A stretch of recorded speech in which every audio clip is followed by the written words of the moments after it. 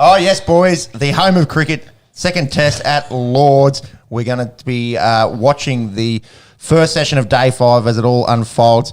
All options are on the table here. Maybe draw less likely unless there's a bit of rain. And we're maybe on top, probably are on top. We're going to watch it all unfold. We'll talk about the rest of the test and how it's gone. Smudgy, he's pretty good at cricket, nothing new.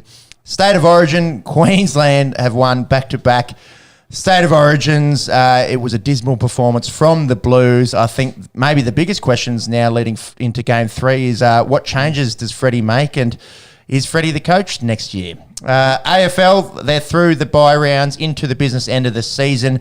NBA free agency mayhem, plenty of moves in the last 48 hours, plus a huge final round previewing one of the most highly anticipated UFC cards in recent memory, particularly for Aussies in UFC 290. We'll talk about Volk Rodriguez and all the other fights happening next weekend, plus a preview of F1 Austria tonight and Wimbledon kicking off tomorrow. This is On The Esky, an Aussie sports podcast. We love our Aussie sports, but we also have an eye on the wide world of sports. You can check us out on the socials, subscribe on YouTube, yada, yada, yada. Boys, we like to shout a beer to start off the show. Commend some high achievement in the sporting world in the last fortnight. It's been 2 weeks since the last pod. Shauno, I'll pass it over to you. Who are you shouting a beer this week? Yes, sticking with my baseball flavour, going with Domingo German, who, for the Yankees, threw a perfect game on Wednesday. So it was the 24th perfect game in Major League Baseball history, but he dedicated it to his late uncle who had passed away on the Monday. So I think it was the first game that he'd played was the pitcher for them since the passing of his uncle. So excellent scenes and an amazing achievement there to notch it up. They went close to backing it up a couple of days later and getting the 25th. But, you know, as umpies and refs like to do, they like to fuck up good events. So, and they missed out on that one, unfortunately. So, but stick with that and shout a beer out to Mr. German. I'm going to shout a beer to Wyndham Clark. It did happen nearly 2 weeks ago, but he has won his maiden major, winning the US Open there at the Los Angeles Country Club. No one had really heard of him unless you're an absolute golf fanatic. 29-year-old, his best finish in a major before winning one was 75th, which is wild to think of. He's from Denver, Colorado. I think I was reading that he's the first person from Denver to ever win a major, and a nice little story as well, sort of keeping in with the theme. Lost his mother to breast cancer. It did happen a few years ago. I think he was playing college golf at the time. And a touching sort of tribute to his late mother, with lots of the players getting around him saying how proud she would have been, and look, to win any sort of event, you know, in golf is an unreal achievement, but to go out and win a major, his name gets etched into history, and it'll be interesting to follow the rest of his career as it unfolds. So enjoy a beer. I'm sure he's probably had plenty after that win, but enjoy a beer courtesy of On The Esky, Wyndham Clark. Babby? Very good. That's me. Down there, Max. That's it. Probably don't need a beer. They've been celebrating for quite a while now, but I'm shouting Paddy Mahomes and Travis Kelce. Yeah, geez, I had complete brain freeze. Travis Kelce. Is it Kelce? Is it Kelce? Is it Kelce? Yeah. They don't even know. No, it's just like, am I Peps or am I not? Yeah, no, Paddy Mahomes and Travis Kelce for winning the match up against Steph Curry and Klay Thompson. So this was the 8th iteration of this sort of celebrity match that they sort of run each. Well, it's not even each year, just whenever they feel like it, I guess. I think that about this time every year is kind of when they do it. Well, the last one they had was in December last year, and they seemed to have 2 last year. So maybe it's every 6 months from the looks of it now that I think about it a little bit more closely. But yeah, riding the high of winning the Super Bowl to winning the match, celebrity golf tournament, up against Steph Curry and Klay Thompson there at Wynn Golf Club in Las Vegas. Yeah, showing them a beer. Not far until NFL season. No. It's July, which means next month is August, which means football. If my maths is any good, that's come around I don't know. reasonably This quickly. podcast. No. 2 + 2 + 4 is -1. That's 3. That's quick math. Yeah, big shuck. 25. My rapping game probably needs to get back in the toilet after that effort. Maybe better than our maths, though.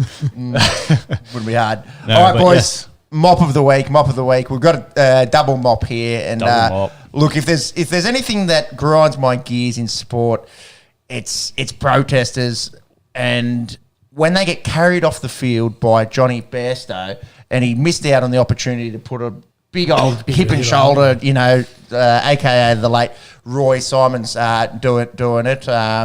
He missed an opportunity there, but these protesters run out on day one in the first session at Lords. Something about stopping oil, saving the environment. Probably good sentiment, but maybe not the best way to go about it. Spraying flares on grass, I don't think. It was chalk. It wasn't flares. Okay. It was chalk. Yes. Seemed like they were trying to get to the pitch and cover the pitch in chalk, and I don't know. Poor grass. What it ever did to you? Yeah, I don't know. Anyways, it actually made me miss Java. Yeah, Java at least was funny. I watched this and I thought, the first thing I thought, I didn't think about stopping oil because I just thought I just want to watch cricket, and it's late over here, and now who knows how long this is going to be delayed for. Luckily, it wasn't too long. It didn't make me want to get around their cause. Funnily enough, it made me think, where is Javo? What's he been up to? Is he dead? I don't know. I think he's banned from every cricket ground in England, so it's probably a bit hard for the old fella to get in. In a fair few.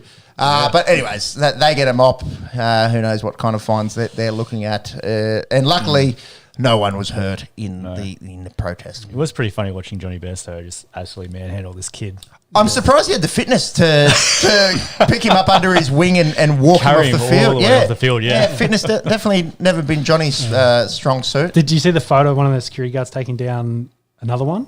There was 2. Because he was essentially volunteering after just graduating from university. So he's used that photo on his LinkedIn to help promote himself to get a job. This is like, if you want this kind of aggressive go-getter attitude, I'm your man. So there you go. What did he graduate with? I have no idea what his actual degree was, but he's obviously in the job market looking for it. But he's been doing some security work, some secchi work on the sides. There you go. Masters of removing idiots from Lords. Corporate hostile takeovers. There you go. And then maybe someone that grinds our gears even more, Kevin Peterson. I'm glad that you brought this up. Listening to this guy commentate, seriously, sometimes I'd rather listen to nails across a chalkboard. What was you had the story around the Nathan Lyon comment? Yeah, the big story last night, of course, Nathan Lyon, who hobbled out there to get 4 runs, went out there, just to tick it over, allow Starkey to hit the ball a bit more and to, get the total from 350 to 370. So brave, courageous, they would be the words that come to mind for me. But Kevin Peterson's thoughts was, he's gone out there to purposely get short balled, get hit in the head, get concussion, so that he could be, tactically subbed out so they could bring in another replacement so they could potentially bowl. Nathan Lyon's comments post-match, of course, was like, I had a mate who lost his life from a short ball. It's not what I was going out there. Yeah. So it's a bit of poor taste. And he's right. Like, you don't go out there to purposely get a potential long-term brain injury just so you get subbed out in a cricket match. No, he went out there to do his side of job, hobble around a little bit and hope, Starkey down the other end could put on some extra runs, which he did. And, those extra runs might be the difference in this test match. I hope not, but they could be. Well, if it comes down to it, 15 was the last wicket. We'll talk about that in depth in a second. And outside of those pretty egregious sort of comments, just the general commentary that you get with KP. Yeah, he's a pommy. He's going to suck him off, but, Well, hearing about the 2005 Ashes 1,000 times every time he gets in commentary. I think we hear more about KP's career than we do the play-by-play. Yeah. What is happening at Lords right now. Exactly. And it's not even his country. Yeah, that's right. He's look, don't get us going on South Africans that have we don't need to get into the state of origin eligibility, etc. And given we love our South African import, yes. the great man, got the sticker on the laptop here. And also him getting absolutely pwned by punter. in the first test was pretty funny. Singing the praises of Joe Root, how he's gone out there and played baseball and playing shots that no one ever plays in Test cricket. And punter just pretty much gave him, he's out now and he makes 40. Yeah, he's out and he made 40. All he needed was to chuck a champ on the end of that, and it would have been, what would you like on your tombstone, Kevin Peterson? Yeah. You've just been buried by one of Australia's greatest ever. That said, that rolls us into the first big segment of the show, talking about some cricket. Hit that shit, monks. Yes, so the second test at Lords, day 5, session 1 has just kicked off live as we're recording. If anyone's actually listening to us rather than watching the test right now, shame on you. Although it might be better than listening to Kevin Peterson. Yeah, exactly. But just give the play-by-play. I imagine most people that are catching this are catching it during the week. So our apologies if you do hear, he's gone, because things will be unfolding live before our eyes. Let's go back to day 1. It seems like a while ago, given how exciting this test match has been. Starting on a Wednesday. Couple of changes. Starkey comes in, Scott Boland out. Poor Scobo, he had really looked like he couldn't do a thing wrong until probably the first test. And he wasn't bad. He wasn't bad. He just wasn't the Scobo that we've seen over the last 18 months. But that pitch did no one any favours. So it was a bit hard. I think they just wanted a little bit of the extra bounce, a little bit of swing potentially in this one with the green top, and I think it's paid off dividends so far. That went close.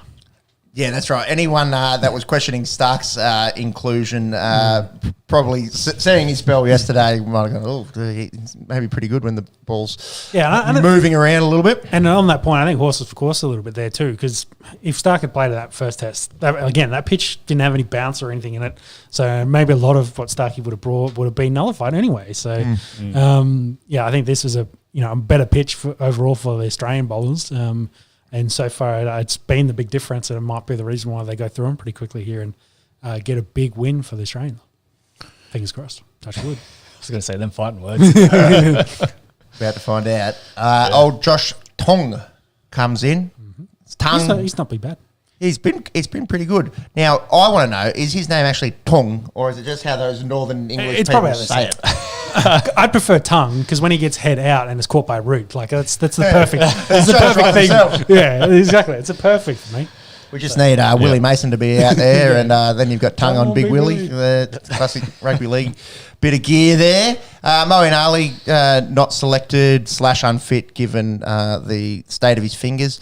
It's interesting, isn't it, that England chose to go with the 4 quicks and leave the spinning up to Joe Root, who did pretty well in both innings. But I think England's spin stocks were kind of having a bit of a laugh about it last week in that Moeen Ali is their best spinner, but it could be a bit of a problem for them moving forward that they don't really have a world-class spinner.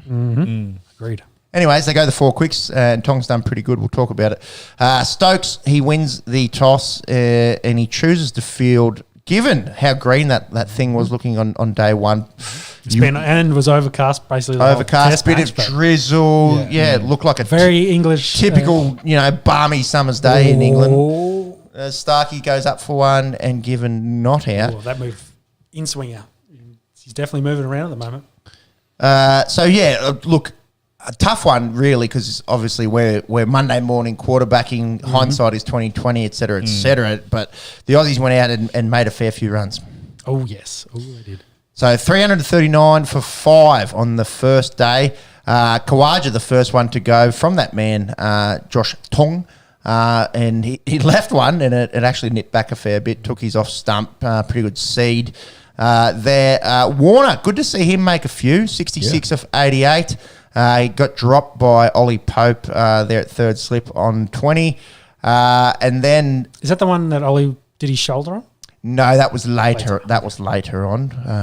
So a few question marks on him going forward. Too. Yeah, indeed. The ball that did get Davey Warner, geez, that was an absolute seed. He really set him up, the ball before, these big in-swingers from around the wicket.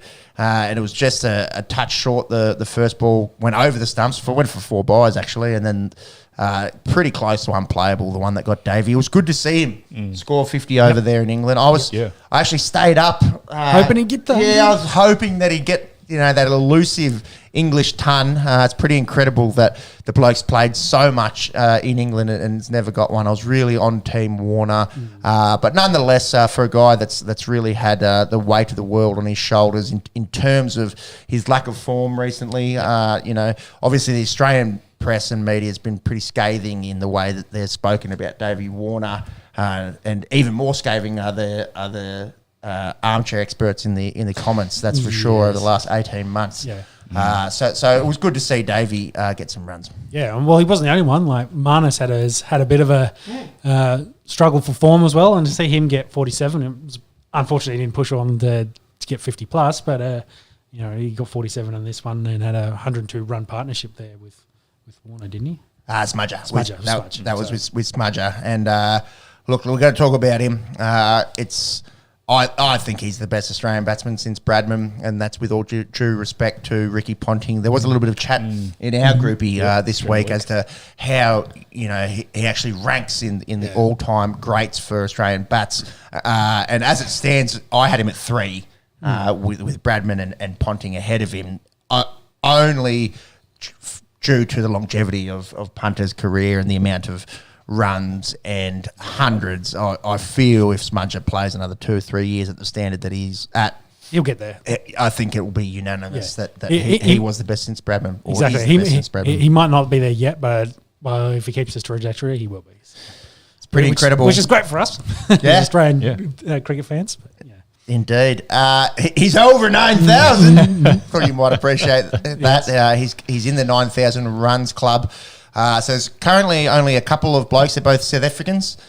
Kevin Peterson's mates, if you will. Graham Smith and Hashim Amla. So they're on 9,200 odd. So Smudge should pass them this Ashes. And there's a good chance that he actually hits the 10,000, the 5 figures club at some stage in 2023. If he doesn't, it'll most likely be at the start of next year. Yes. Travis Head, speaking of Trav Ball. Yeah, Trav Ball. Trav Ball's better than Bass Ball, baby. 77 off 73. Good little partnership there with Smudger. Was that 48 ball 50 is in that too, so very good. And Joe Root, alluded to him before, gets head, gets green as well.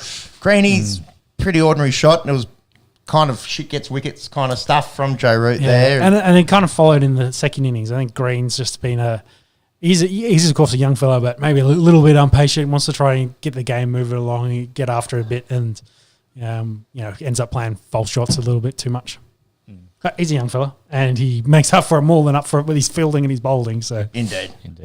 It's interesting because in my head it's been Cam Green is 6 and no one should even be in contention at the moment. But I've heard a few people sort of questioning his spot in the side in the last week. Well, for mine, I couldn't think of a better. Are you really going to switch him out for the Bison? Because he's in the squad and he's the direct replacement, as you will, but I don't think he'd make that change. Love Mitch Marsh. Big fan of Mitch Marsh. Love the Bison. Love what he does in white ball cricket. Mitch Marsh is there for a Cam Green injury, in my opinion. Yeah. He just doesn't bowl as quick. I think Green is just overall a better bowler. Than the Bison is as a comparison, and he's just great in the field. At some points in this game, they had him sort of gully, but he's covering like 3 different slips positions because he's so big in his bloody wingspan. Long boys.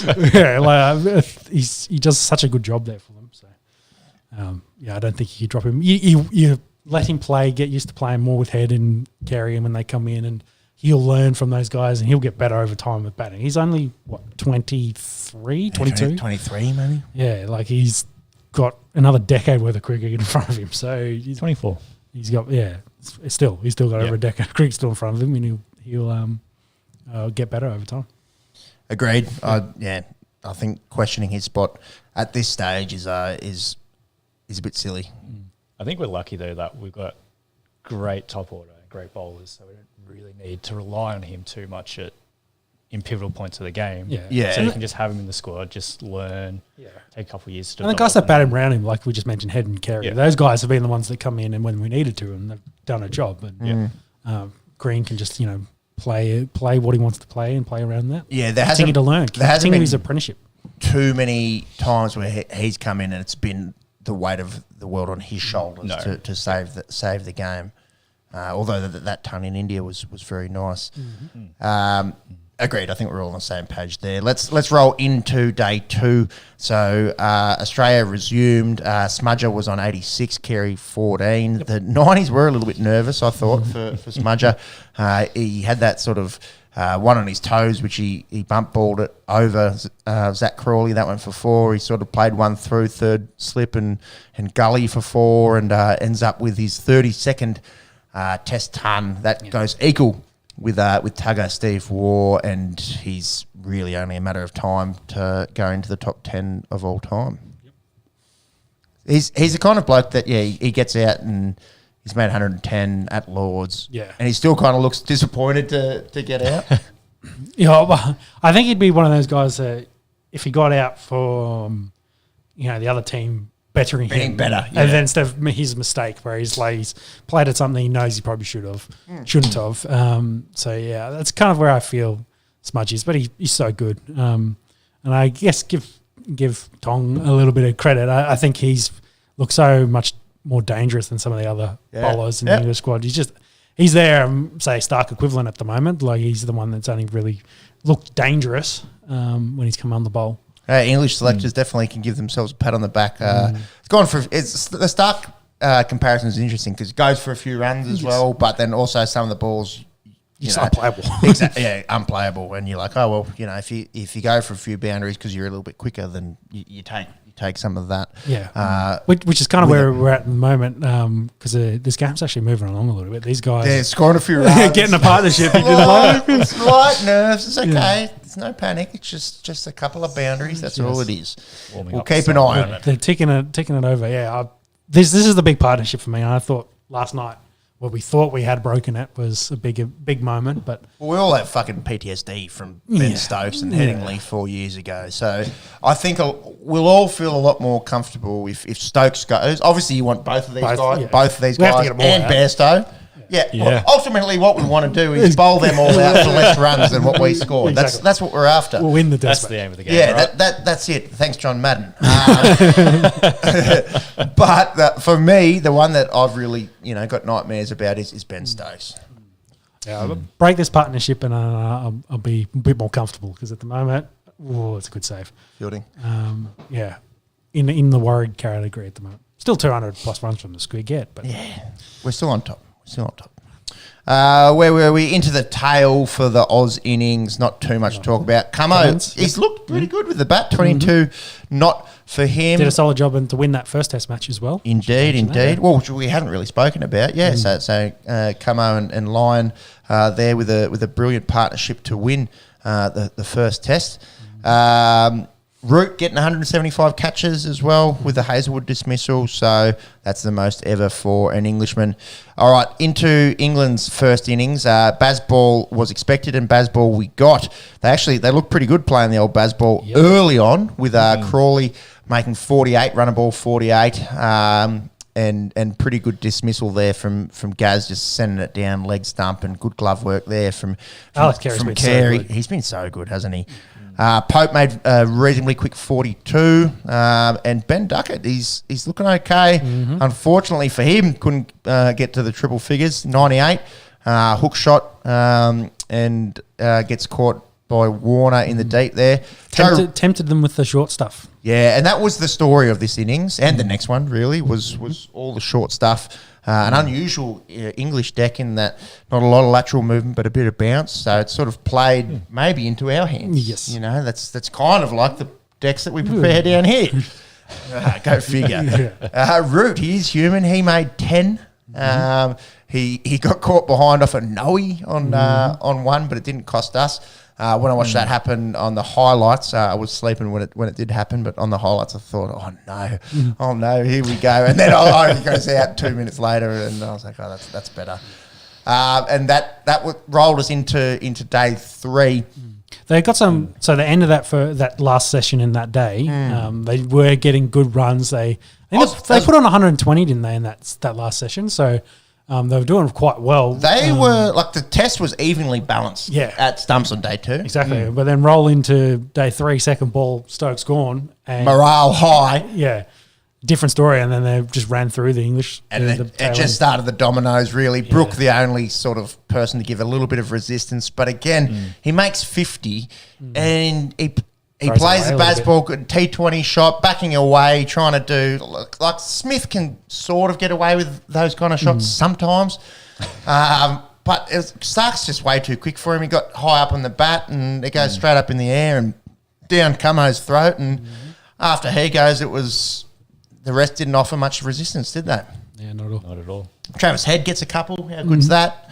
The big thing I suppose that we need to talk about here is the Nathan Lyon injury. Now that actually occurred on day 2.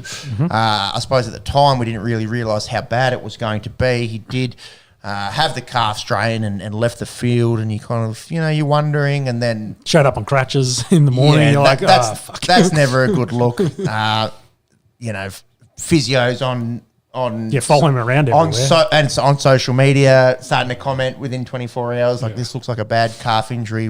Not like could be 3 to 8 weeks, kind of exactly. And they as we've seen with Latrell Mitchell, for any rugby league fans out there, that these can really linger, and you hope it's not, but it could be a series-ending injury for the GOAT. Yeah, well, he definitely won't play in the next game because it only starts 3 days after this one. So at the end of this week, but maybe for the 5th, some miracle, Gaz comes back. I'm a bit disappointed because this is his 100th test. 100th test. And he's only 5 wickets away from 500. 4, I think, yeah. 496. And all the rhetoric had been, it's unbelievable. A bowler's played 100 consecutive tests and the longevity and the durability and all of that. And then the curse. It's just bad. It's the curse, isn't it? We know about the curse. Only been in this game, the podcasting game, for 2 years, but the curse is real. The curse is real. That is for sure.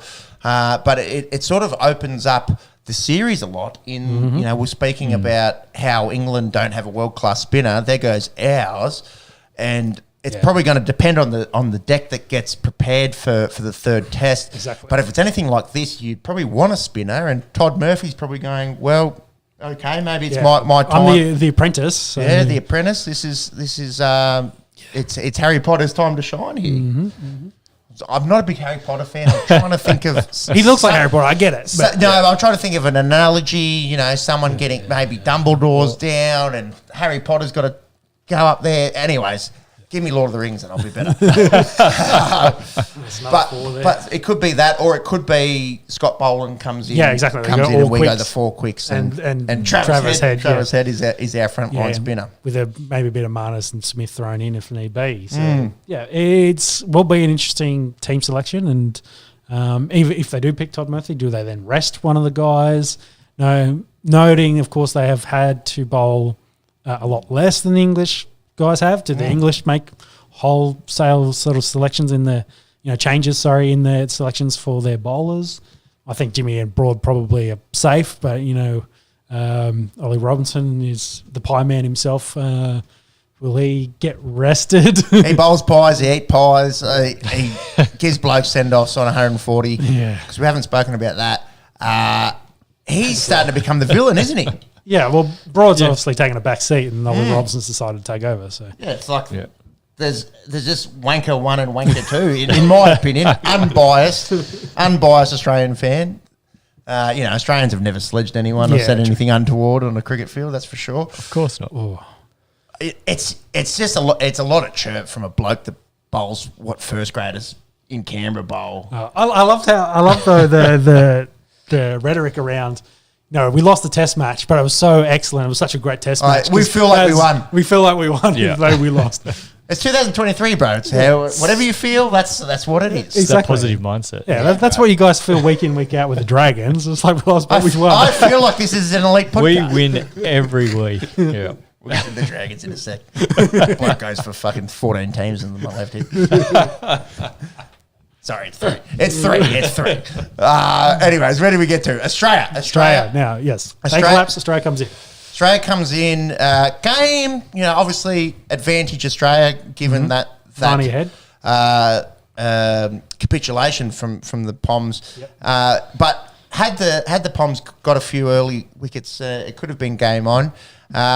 Warner goes for 25. LPW reviews haven't been England's strong point in this test as well. If it comes down to something, it could be that. It could be a certain catch that we'll talk about in a second. Yeah. But Warner goes for 25. Labuschagne for 30. Also a review that didn't go in the Poms' favour in that one. And the day, finishing in rain, rolls us into day 4. It's a bit unfortunate, I thought. At that point, I think the Australians were well on top and could have really pushed a big score. That's got to be out. Down leg, I reckon. Looks like him on the toe. A bit of running commentary here. Stark to Stokes. Stark on Stokes. It's a big wicket. DRS timer. Live, I thought this was going down leg. I think it hits him on the front, the toes, like on the front of the boot. So I think it looks. I think it does, but I think it's going down leg. They're not going to review it. Where were we? Oh, into day 4. Plenty of short stuff. That's not hitting a 4th stump, I don't think. It's swinging away. And Khawaja continues that excellent run of form. He don't give a fuck. And he just plays traditional test cricket. He's not worried about Baz ball. Plays his game. Scoring it, striking it at 90. Scores 77. Jimmy Anderson, he missed 2 catches yesterday. Big ones too. And that one could have been a big opportunity for the Poms. Smudger was looking pretty dangerous and then sort of got out in a way that's a bit unlike him. Pulling the short ball, gets caught in the deep. Head failed for once. That catch from J Root was very, very good. He got 3 at short leg yesterday. And then Green and Carey, they went out and they only made 39 runs between the two of them. But this is where over an hour. That's what I think the difference is between these two mindsets, these two approaches to cricket. The Baz ball, this new school, scorers runs as fast as we can. And it's got this negative effect on the bowlers that we were talking about pre-show in that, oh, fuck, you guys are just going to go out and do your work in half the time and we've got to go out there and continue to toil and bowl. And we've gone with 4 quicks and the over rates being slow and all of that. And they just went out there and we're in a bit of trouble. And it has been at times, when we've rolled over in India, reverse sweeps come to mind. Yes.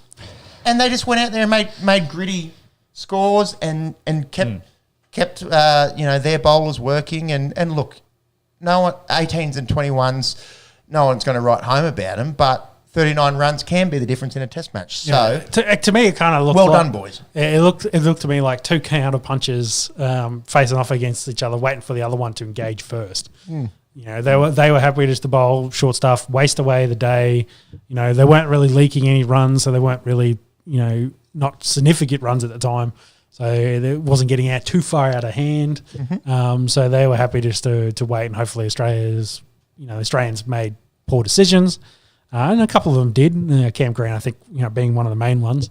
But on the other side, the Australians were happy just to duck under everything, just wait and wait, find one loose one, put it away for a couple, and then, play like that, keep the score, the scoreboard ticking over ever so slightly. And I think 370 as a lead was more than enough at that point. And they're happy to, their tail end to throw it around a little bit and get a few extras, and that was all she wrote. Speaking of the tail enders, the courage, yes, the braveness of Nathan Lyon going out there. He could barely walk. It had actually been his full. He had to hop to go he had to hop down there, and because it's so far from the sheds down to the middle there at Lord's, he was in his full kit, helmet and everything, waiting whilst Hazelwood was out there in the long room with all the old toffs in their red and yellow and the rest of it. And you can imagine what would be being said in there. Probably not a lot of sledging, but definitely a bit of chatter and head noise and the rest of it. And he goes out there and he could barely walk. I think on one leg. Oh, well, I think it was Athers who said, because he hit a 4, and he said Nathan Lyon on one leg has just pulled broad for 4. And at the home of cricket, there was a very loud and distinct Gary chant getting shouted. So it was good to see. It also enabled Starkey to score a few more. Yep. And I think there was a 15-run partnership there for the 10th wicket. So 15 runs, again, much the same as the Carey and Green discussion. Nothing to write home about in the annals of history, but Test matches have been decided for less. Yeah, kept it ticking over. Well, they're in a good position. They just need to. I would have. My hope was pushing for 400. Get it as kind of really puts it completely out of hands for the English. 370 is on a very good day doable, but losing 4 last night really should mean that they can't win this Test match. But weirder things happened. That they can win it. It's like you say, it's unlikely, and they're definitely getting off to a good start here. Crawley's dismissal was a good catch. Shit gets wickets kind of stuff from Stark. Rocks or diamonds, probably the best and worst wicket dismissals in the Test match. Speaking of one of the best, that one to Pope, my goodness, like absolutely late in swinger, unplayable. That's why he's there. And today he's been swinging it both ways, in and out. He looks like an absolute handful at the moment. We just hopefully he can get a result not too distant future. Now, I mentioned Pope before. Yeah, he did sort of fall on his shoulder when they were in the field in their first innings. I don't know if it's having an effect on him. It's most likely, if he did hurt something, would be an AC injury. Yeah. I don't think it's anything serious by the way that he's responded. He did field. So when they came out on the fielding for the Australian second innings, he did not throw the ball back in with that arm. So he would do underarms with his left arm. He did fall on it a couple of times and, jarred it, and you could see he's definitely in pain. It didn't seem to affect his batting too much, but whether that was, it's not maybe his strong arm, like he was compensating and could cover it off a little bit, who knows. But it definitely looked like it was hindering him. But as a batter and probably not putting him on the rope, so he has to throw in deep ones, they can maybe hide him. But yeah, it's going to be a tough question because there was definitely chances where Warner was dropping the ball like at him, knowing he was the fielder, and then seeing like what arm was he picking it up at, and instead of getting 2, they were getting 3s. Yeah, just because they were attacking him in the Warner's field. So quick between the wickets as it is. So if there's a weakness there, they'll find it. Ooh, had a little fish. Had a fish. Gary dropping one. Interesting. Don't know. Don't think there was any edge. No doubt on that. Root two innings and 2 scores that aren't that big. Both those balls to Root and Brook, very, very sexy bowling. The one to Brook in particular, top of off kind of stuff. He'd been hit for the ball before, and talking of blokes as well that starting to grind a few gears.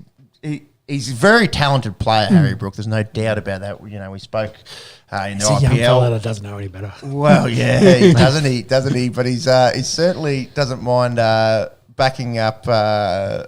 He likes to talk about things as well, doesn't he? Yes, yeah, and it's quite interesting because of the age of this squad, he could be one of the rare few that'll be back for the next Ashes in England. So this is your thinking. 4 years' time, the next Ashes in England. Obviously, Anderson and Broad aren't going to be there.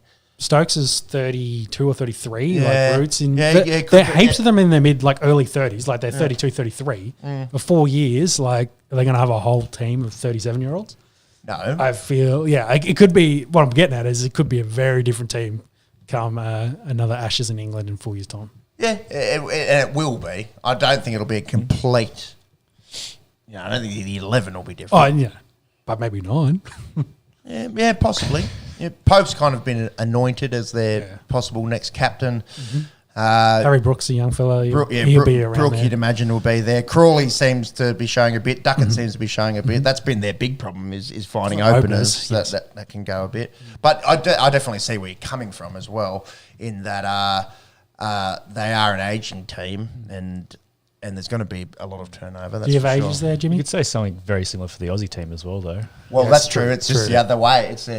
It's our sticks will all be gone. It's Warner and Kawaja aren't going to be there in 4 years' time. No, definitely not. Nathan Lyon's probably not going to be there in 4 years' time. No. Yeah. Crawley's 25. Tong is 25. Who else have we got there? How's Duckett's Duckett? 28, nearly 29. Still waiting for his growth spurt. Poor fella. He's so short, mate. He's Even Crawley's so far. Well, he's 5'7", which is actually only just under what average would be. Yeah. But given it, and they don't place But him that's very not what you tell the missus. just under average, baby. It's just under. That means I'm just over average. Oh, we're still talking about height. What was the question? Ben Duckett. Yeah, they don't do him any favours. Then they sandwich in between Zach Crawley, who's the tallest opener probably since Matthew Hayden, probably taller. Yes. And definitely no better. And one of the I think it was Anderson Abroad. They did him no favours. But what I'm trying to get at is he's actually not that short. He just does look quite small. Anyways, that was long-winded. That one's even better. Come on, that's got to be.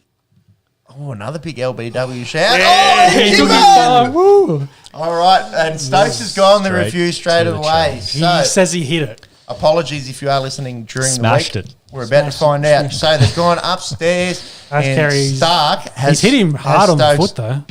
He'll be on the foot. Obviously, you reckon it's going down again. It's swinging back in, though. So We're about to find out. this is a big moment.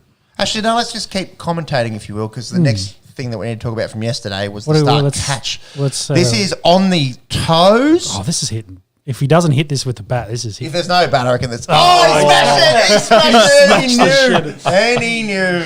Oh, well, Yeah, there's no doubt about that. Don't need to check. He smashed it. He smashed that. because that was plum otherwise. Yeah. Oh, well, back to the drawing board.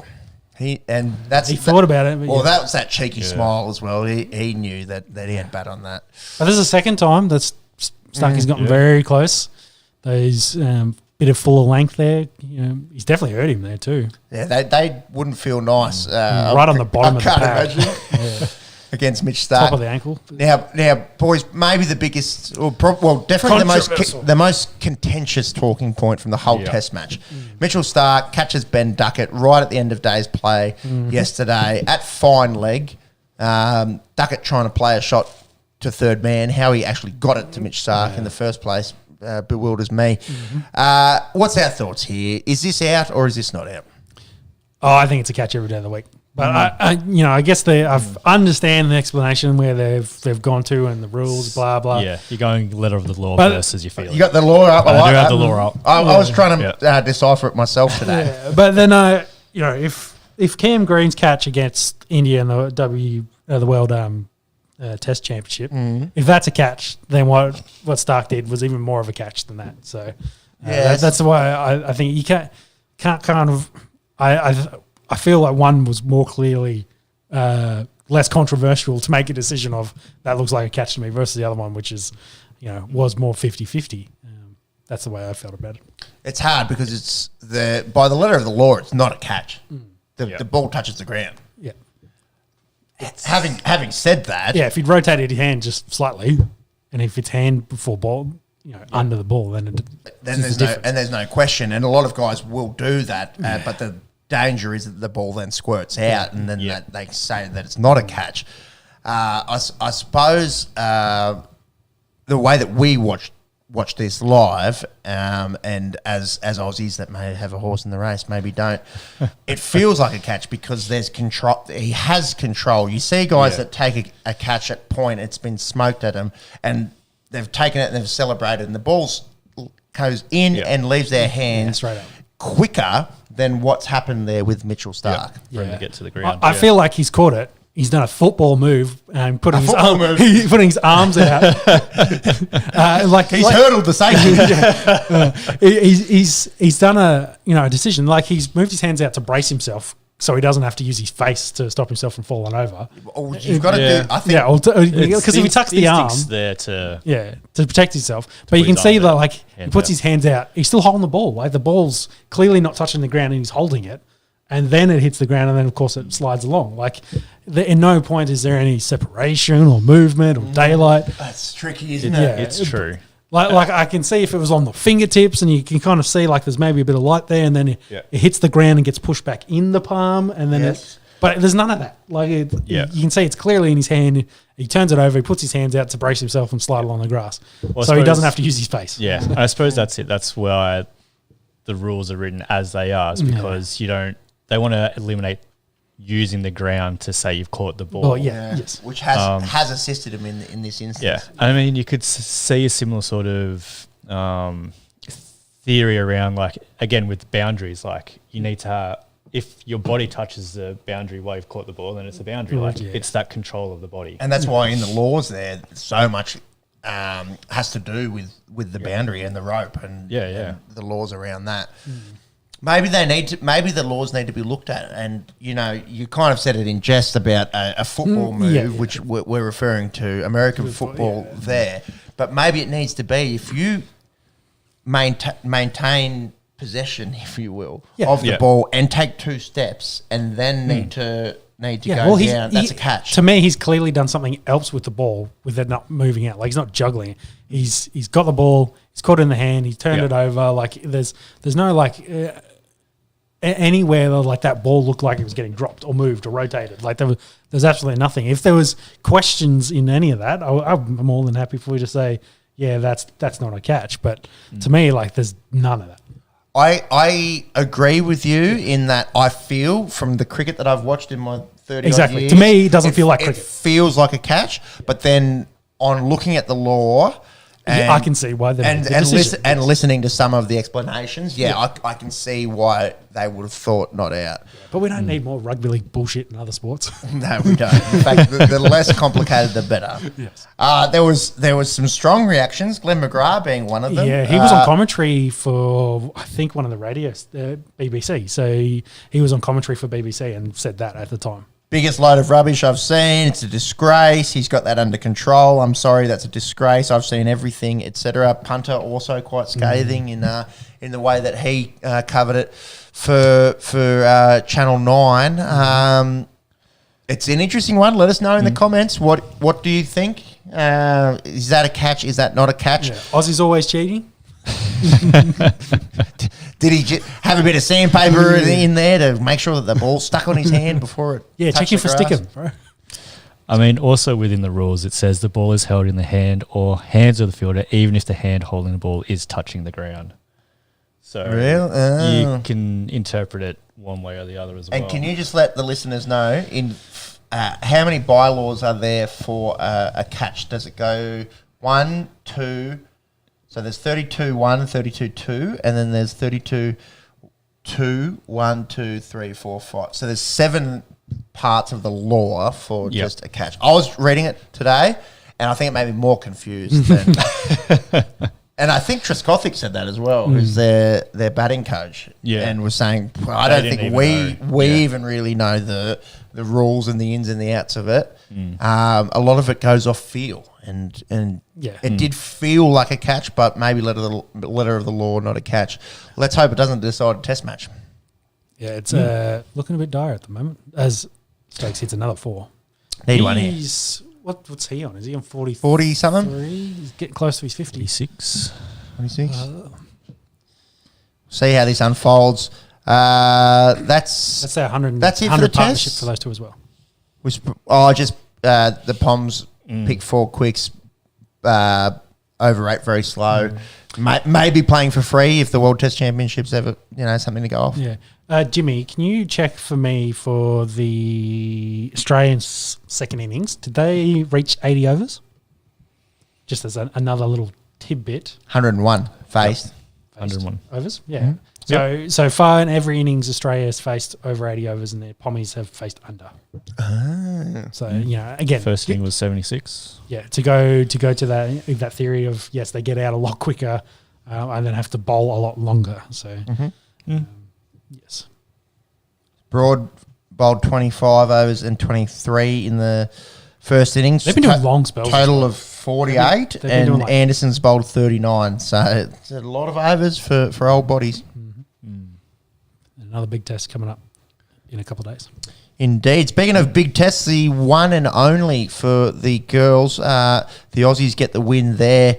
They haven't lost a game in this Women's Ashes series, which consists mostly of white ball cricket. They don't get heaps of white ball cricket, of red ball cricket, I should say, the girls. And tell you what, runs are plenty in this one. The Aussie girls went out and made 473.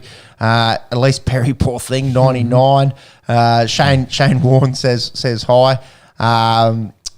Mitch Stark says hi as well, also 99 club.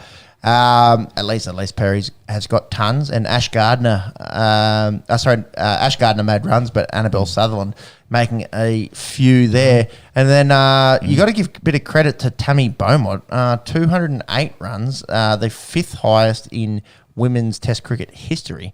Rolton, she's English. No, Rolton's Aussie. Perry above her, and then the highest ever is Kieran Borlich. Hope I'm saying that right. Borlich with 242. So pretty unbelievable effort there from her. But then unbelievable efforts. Ash Gardner take a bow, 4 for 99 in the first, 8 for 66 in the second innings, getting the girls home.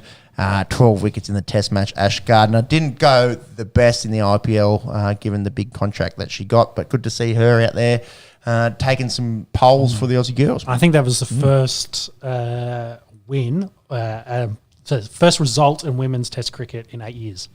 So, but I think in that time frame they've only played 8 tests. They don't play much there, which is unfortunate. But yeah, it's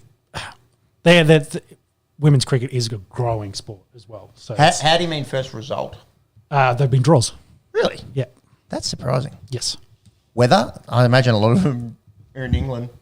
Yeah, well, a lot of them were Australia versus England. So, yeah, but there'd been a lot of draws. But it was the first result in 8 years. Since that's 10 years. 2013 was the last win.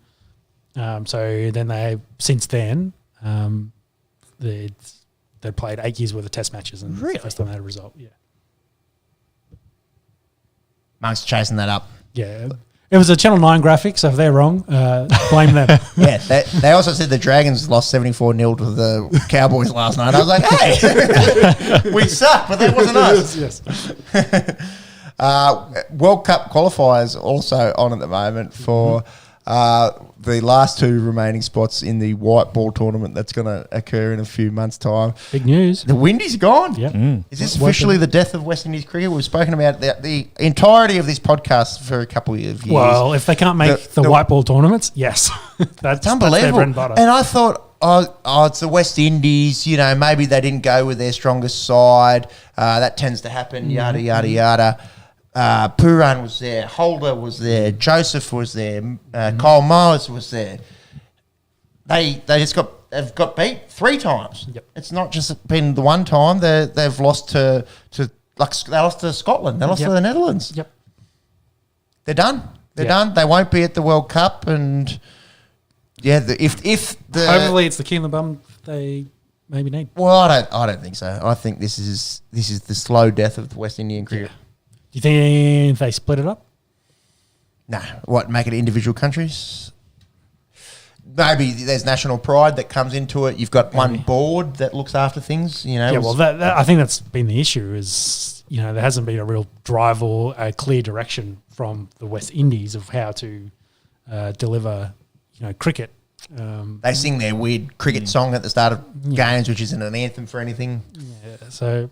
Yeah, I don't think that. But then your talent pool gets just shrunk. How do you consolidate that? Like which West Indian? Jamaica would probably be the strongest. But do you do that for the long term?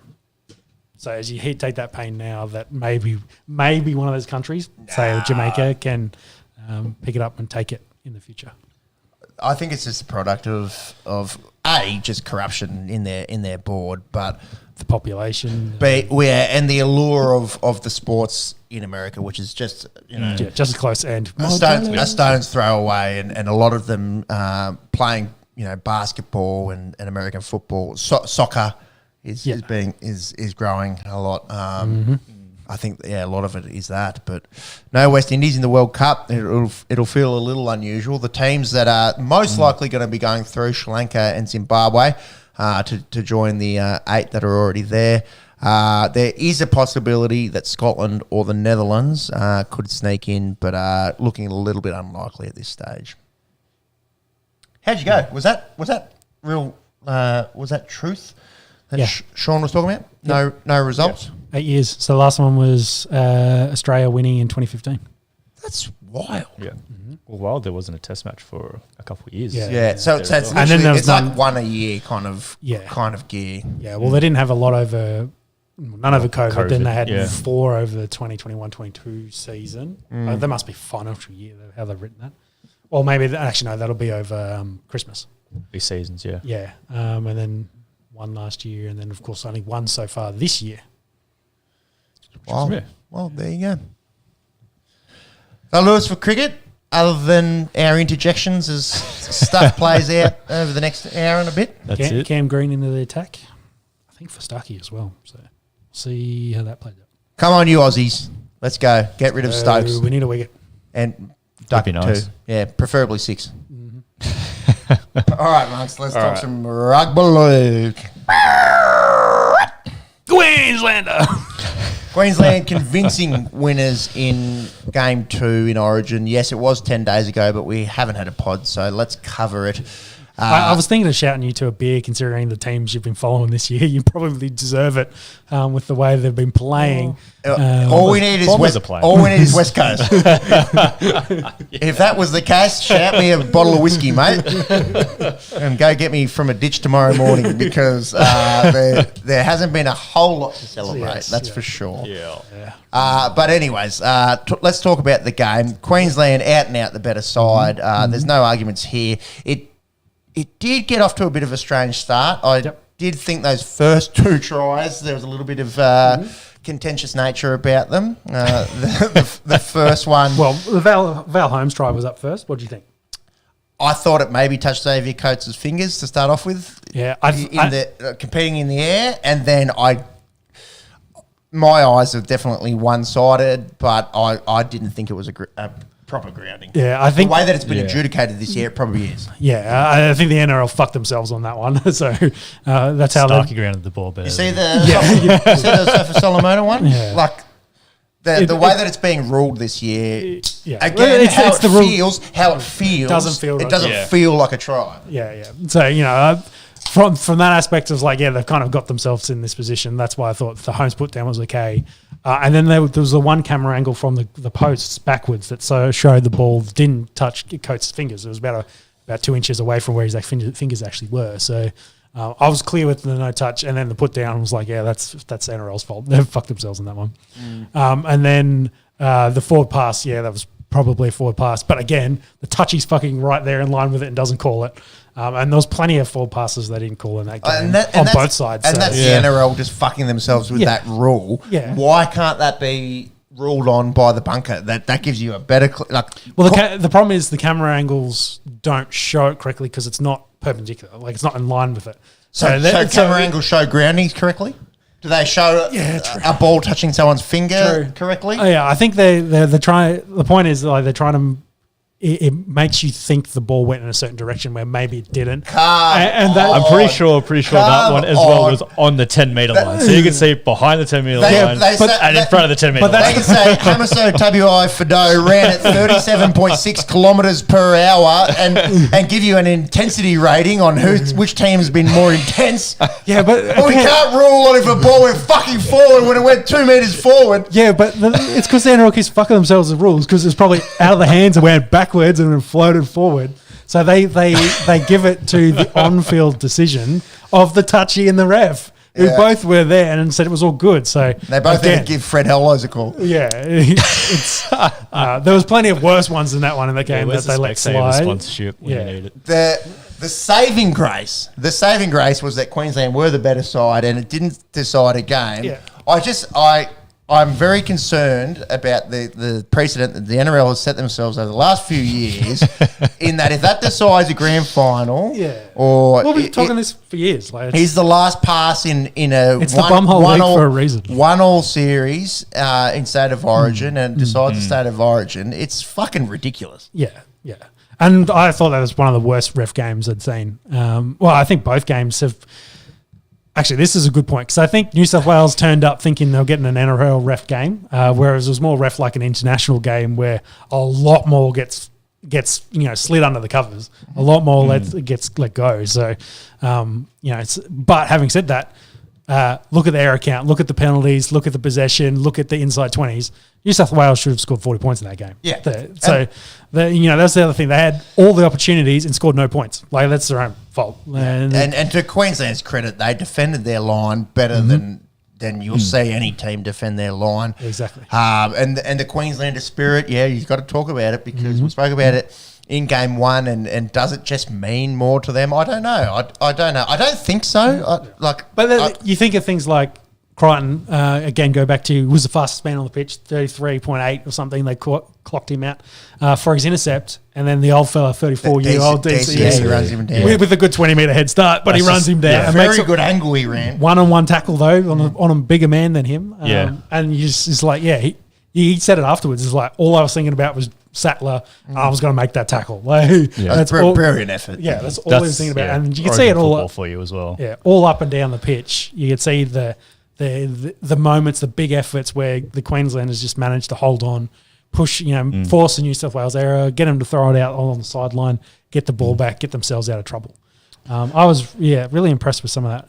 I was actually my favourite thing out of this, and I love watching Queensland play and picking up on little nuances from Billy Slater, because I think Billy Slater is an excellent coach. Yeah. And we'll talk coaches in a minute, but I if anyone watches the game back, I feel like they should force a rule change because of how badly they were using, I guess, the loophole on chasing the runner down off a kick. Because if you watch it, and I was where DCA gets the ball, because DCA was their primary kicker, and where the line of Queenslander defenders were when he was kicking the ball was about 30 metres apart. Yeah. He'd stand 15 deep. They'd line up in line with the dummy half. As soon as he picks it up, they start running. Yeah. They don't care they're offside because they know DC is going to kick it. We'll stay within 10.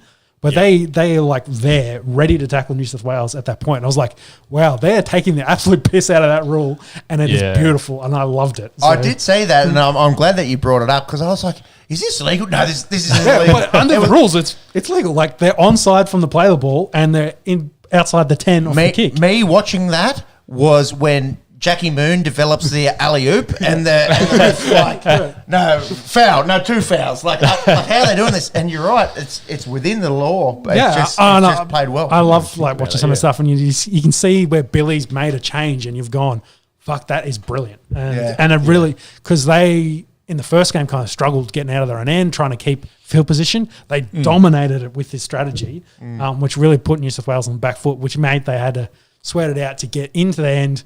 A little ref probably helped them stay down in the Queensland's end to have potential chances. But that was massive to once Queensland get the ball back to bury New South Wales on the other end and make them do the hard yards and really have to challenge it, get back at it. Again, I think Brad Fittler was very much outcoached in the two series, and Billy Slater, I think he's clearly shown he's not the rah-rah dude. He leaves Cam Smith and JT to do that kind of work for him. But he'll beat the shit out of you with the X and O's. Yeah, seen him walking around with the notepad, big thick notepad, little nerd, and he's just like, he obviously loves and breathes the X's and O's, and he's going to be a real problem going forward if he continues to coach for Queensland. Monks, thanks for bringing up those stats, and you alluded to this earlier, Sean. Essentially, New South Wales just had the advantage in all the metrics other than completion rate. That percentage is skewed, though. It was 55% for most of the game. Queensland had the ball for the last 2 minutes, which then gave back, massively gave them a swing back in their favour on the possession, but largely they had a lot less. 6 less sets is a big one. All the meters, all the penalties. Like error count, same errors. 8-2 penalty count. Yeah. The problem, especially inside that 10 metres, I New South Wales... It was 41 or 40. They had no attack. It was 41 or 42 to 10 inside the 20 in New South Wales' favour. So, if you want to talk about team and whether Moses and Luai should get another go, that's the stat that probably says maybe we give Nico Hines and Cody Walker a go. Well, let's talk about that now. I think Game 3. I think Game 3, When's that team get announced? It's a dead rubber next week, next Sunday, a week today. There has to be wholesale changes. That's the question. I think this is the perfect opportunity to blood guys in a game that doesn't really matter that much and get some opportunity going. Now, Turbo's not going to be there. Campbell Graham's got a sternum injury, so he's not going to be available. So what's the Shark Centre's name? Talakai. Yeah, I think they're thinking of recalling him. I saw. So he played game 3 last year. Yeah. Looked pretty good against the Dragons on Thursday night, I suppose. Everyone looks good against the I Dragons. suppose They have Harper Morgan playing for I suppose most would have. So there's a position there. Some chat about Teddy. You know, do they give Dylan Edwards a run? Which I think stiff. Payne Haas supposedly has got a hamstring. I think concern. Payne Haas will miss, apparently. Yeah, so That Spencer Lenu probably puts his hand up there. Tavita Totola, maybe Smokey. I think, and I said it before the teams were announced, I thought Kalari Matangi and Olakuatu may be a bit stiff to miss.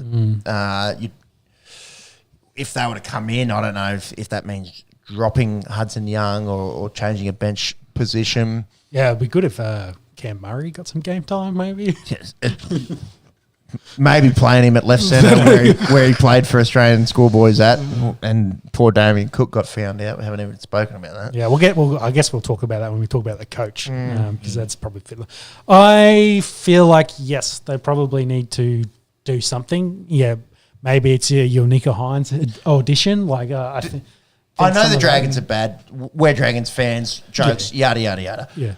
Nico Hines was a magician on Thursday night. Yeah, it's because you guys are not in the 8. That's the problem. So. They're struggling to do against top 8 teams, Yeah. and didn't get given the opportunity. And what that does to a guy's confidence when you play him for fucking 7 minutes and then drop him, I don't know. But for mine, he has to be in that 17 and looking forward as well to the future.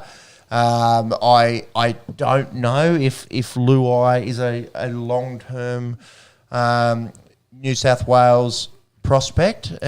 Here's the thing for it. What were the big moments from Luai in that game? What do you remember? I'd rather not remember. Yeah, I think I've deleted a fair bit from my memory. He didn't play well. Moses played better. Yeah, the only thing I can remember that he did in that game was stand over, was it Ben Hunt in the tackle? I think it's DCE. DCE, that's it. That's all. And the headbutt of Reece Walsh there. That was it. That was his big moment in the game. Jerome Luai is a very good 6 when he's playing next to Nathan Cleary. Yeah. And we spoke about that, and we said... He's very good when he plays in Penrith as well. Is this a 2-for-1 deal? Yeah. And that's a good point as well, because Penrith, when they touched up Newcastle last weekend with Luai and James Cogger playing there, he looked good. Good. In that Penrith system, he looks good. But against Queensland, it's different. I just haven't seen it. I did see on the socials today there. I think it was the Penrith media team was just like, a fully fit Penrith team does beat Queensland. I was like, I think they've already beat them in the past 2 years in a row anyway. So with the amount of Penrith players that play in New South Wales, it's a good squad, but playing against NRL level talent is different than playing against the All-Stars equivalent games. I think it's a reasonable question. A team that plays in, week out, hot favourites to be the three-peat winners this year. Not in the case of... I think that's the thing we've sort of talked about as well. It's like, do you play your best New South Wales team, or do you play your best players? Well, because they sort of go down that road of best combination in terms of let's pick half Penrith team. No, you pick your best players and make them have a combination. Yeah, and that's obviously what Queensland does really well. I don't know if that's necessarily true, Sean. I don't know. Look at the NBA.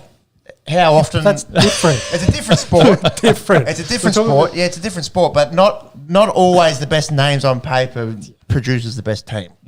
No, I agree to that, but you that's the whole point of the coaching. You get the coaches to teach the guys how to play well. In 10 days. Yeah, well, that's what all the Queensland's saying is Billy has told us exactly our roles and what we need to do, and we know our game plan. Yes, and they built it over time. Like DCE and Munster have played the last 3 or 4 series together. Yeah, even with Harry Grant and Hunt in there as well. Yeah, Ben Hunt in there. And they've only had Ponga and Walsh as the fullbacks. Yeah. But they've been clearly told them what their roles are, and it's clear what they're going to do. Whereas, New South Wales has gone, we need Penrith guys to make it happen.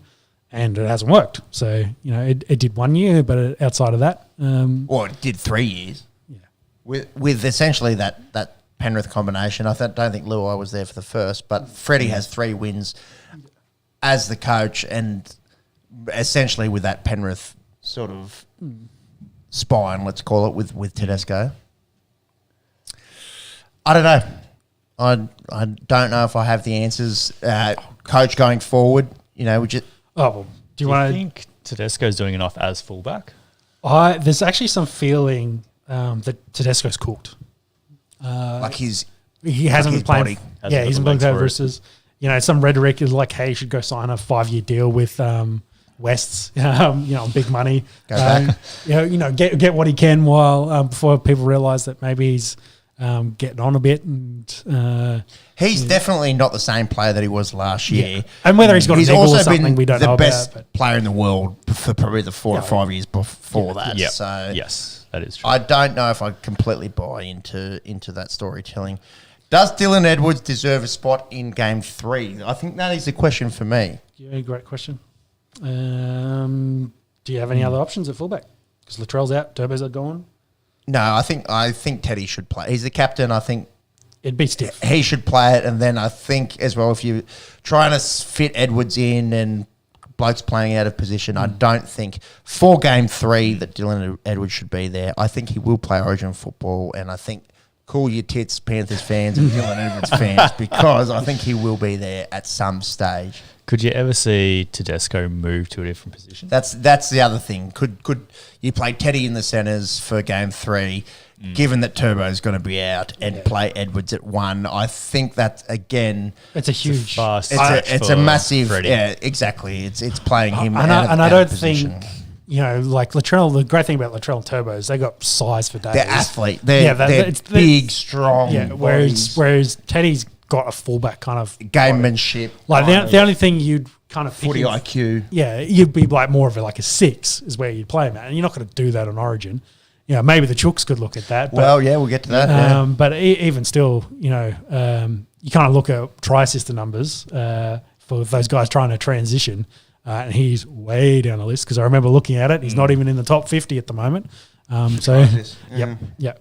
Whereas a guy like, say, if you wanted to take Reece Walsh and make him a 6, he's number 2 at the moment with try assist. So he's, Try assists are a bit how you going though, because I think Talakai is in the top 5 for try assists as well. But I also understand the situation. Like you see what Walsh does with his ball playing and the way he picks out the long balls to the wingers and stuff like that. Like you can see that he has, the potential to do that if he really wants to. I think he's perfect as a fullback. Leave him there. But as a comparison, I just don't think Teddy's got that game set. I think he's out and out a fullback, world class fullback. Talakai's way out of the top 5 for just to clarify. He was. There was a stage where he was doing really well because the Sharks were just scoring a lot down that edge. But just fact check, do your own research, etc. So, Coach, do you want to talk Coach? Well, it's a great question because I don't think it's not like there's someone banging down the door. Yeah, well, Jimmy, do you want to see if you can find the list, like find an article on New South Wales coaches? Because I did one and I went through the list. Like they had names like Michael Ennis, Matthew Johns, Andrew Johns. No. Then they had and like Paul McGregor and as if like Matty's on one of the sweetest media gigs that there is. As if Andrew Johns, I don't think he's probably got the acumen to be a coach, and he's, if anything, he's a like for like. And again, Brad even Fittler's up media gig, like Yeah. why would he be giving that up? Ricky Stewart's name's been thrown in there. I think that he will be coaching the Raiders for the foreseeable future. Yeah. And like Ricky Stewart made sense at the time because he was going up against Mal, so it was the era comparison. That's fun. And That would be fun. but now, like with Ricky, you think of where the coaches are in Origin, and Billy, his era of that kind of era, who would be a coach from comparable era in New South Wales? Really, it's like Trent Barrett, and that's about it. And that's a problem because Queensland's 10-year dominance has mean there really hasn't been anyone come out of the ranks of those guys that are ready for Origin coaching. Yeah, Danny Pajeras from maybe? that era. Yeah. Yeah, exactly. It's really it's really, really tough. And like you say, do you go back to a Ricky who's maybe, focus more on club footy and playing a brand of footy that's not accustomed to where, what Billy Slater is and like what can you do against him. The other name that's been thrown out is Gus Gould.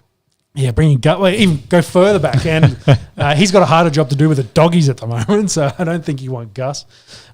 If Gus Gould's the coach, I'm going for Tasmania. Yeah, I think, and I'll go back to it, I think I said it a couple of weeks ago, it was almost perfect timing for Craig Bellamy, who I think, unfortunately for him, got fucked going up against Immortals when he was New South Wales coach, when he was, 08 through to 011 or 010. Yeah, it was a while ago. So I think he, of all the names of guys that actually have done shit and been good, he's like the only one, but he's going to potentially retire. Having said that, maybe they do what Wayne Bennett and Jason, what's the Rabbits coach's name? Demetrio did, where Wayne kind of started sliding in the background. Maybe Jason Roll takes over Origin period, and Craig Bellamy says, I can be New South Wales coach. Master and apprentice. Which great storyline up against Billy Slater as well as a former apprentice. Oh, that to me is super that is juicy. fucking Obi-Wan and Anakin. Exactly. I have the higher ground. Yeah, we're the script writers. You'd appreciate that. The pen is on fire, etc. That's out of all these names that have been thrown forward, and Bellyache signed on for next year. And hear me out here, okay? Yeah. So when we're talking about Tom Brady and going over to Tampa Bay and achieving something without Belichick, and I was kind of like, I don't buy it. Guys don't think like that. Bellyache has achieved everything. Yeah.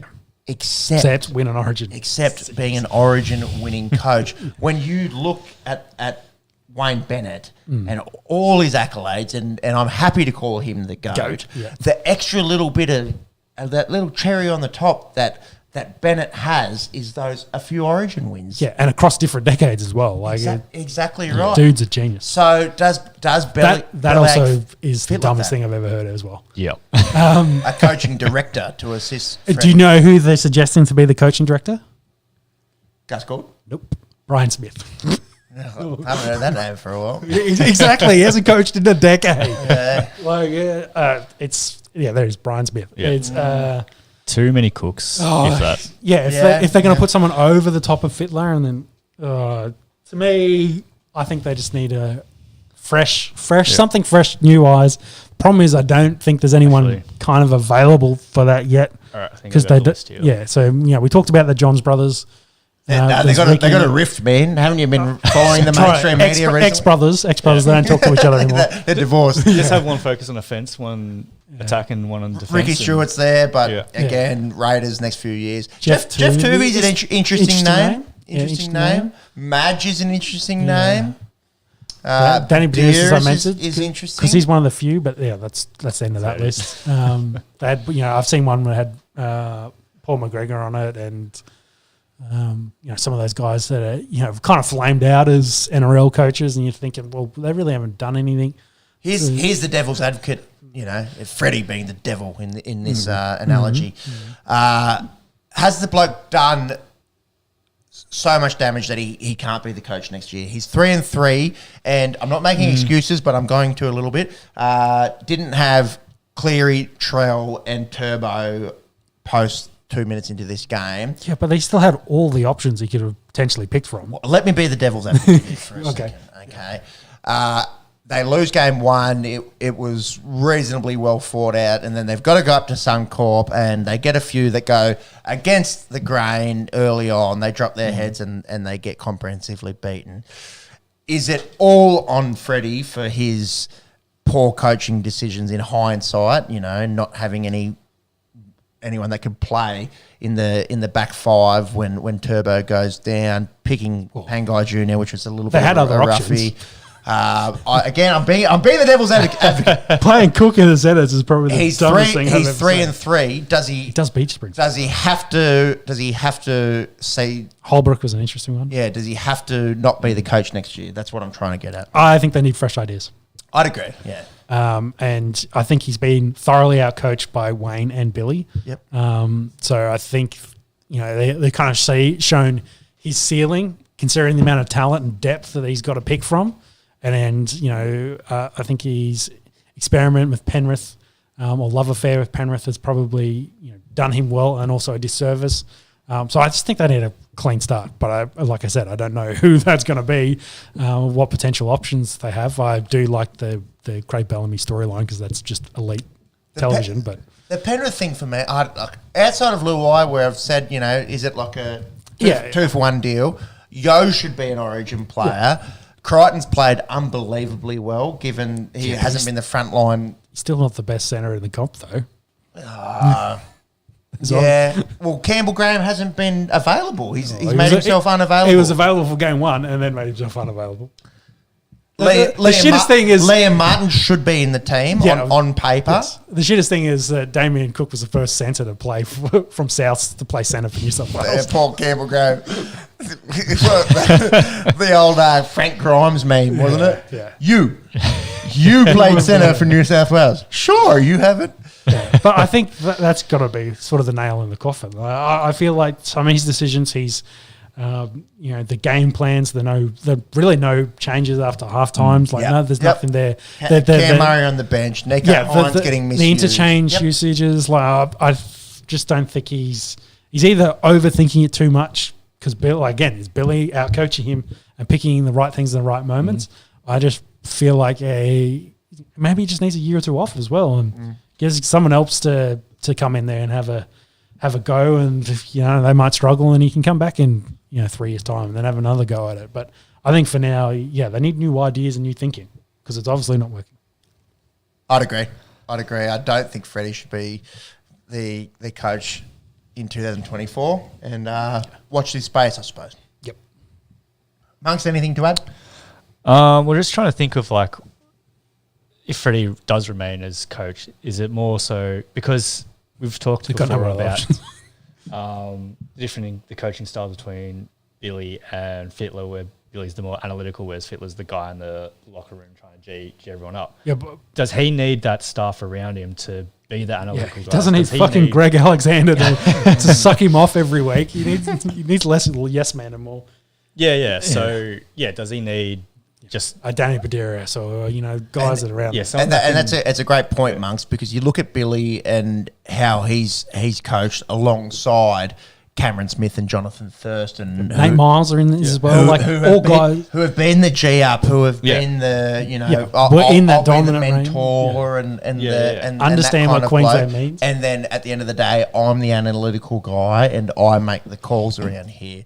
I think that's another interesting thing. As we've just spoken about, I don't know if we've got that guy who's got the analytical mind to take that role straight away, and then Freddie drop back into more of a mentor or G up kind of guy. The only dude I think that's even maybe potentially available would be Bellamy. That fits that mold. All the others and if it was to happen, Bellamy as the coach and Fittler in the room. Yeah, I love it. I love that as a Blues fan. I just don't think that it's going to be a reality come. It's definitely not going to be a reality next year because Bellyache's put pen to paper, and then long term, I don't know if that is an option. Well, it will be interesting his role and Jason Ryle's role going forward of that team, because if it is a year, is it very much? Like what Wayne did, and he took very much a back seat to allow the young pup to have his go, and maybe he's got free time on his hand to do some New South Wales stuff. Who knows? It's potential. Okay, hold on, lads. Steam's on it, so we might not be live. Let's watch this one. Come on. Are we on a delay? Yeah.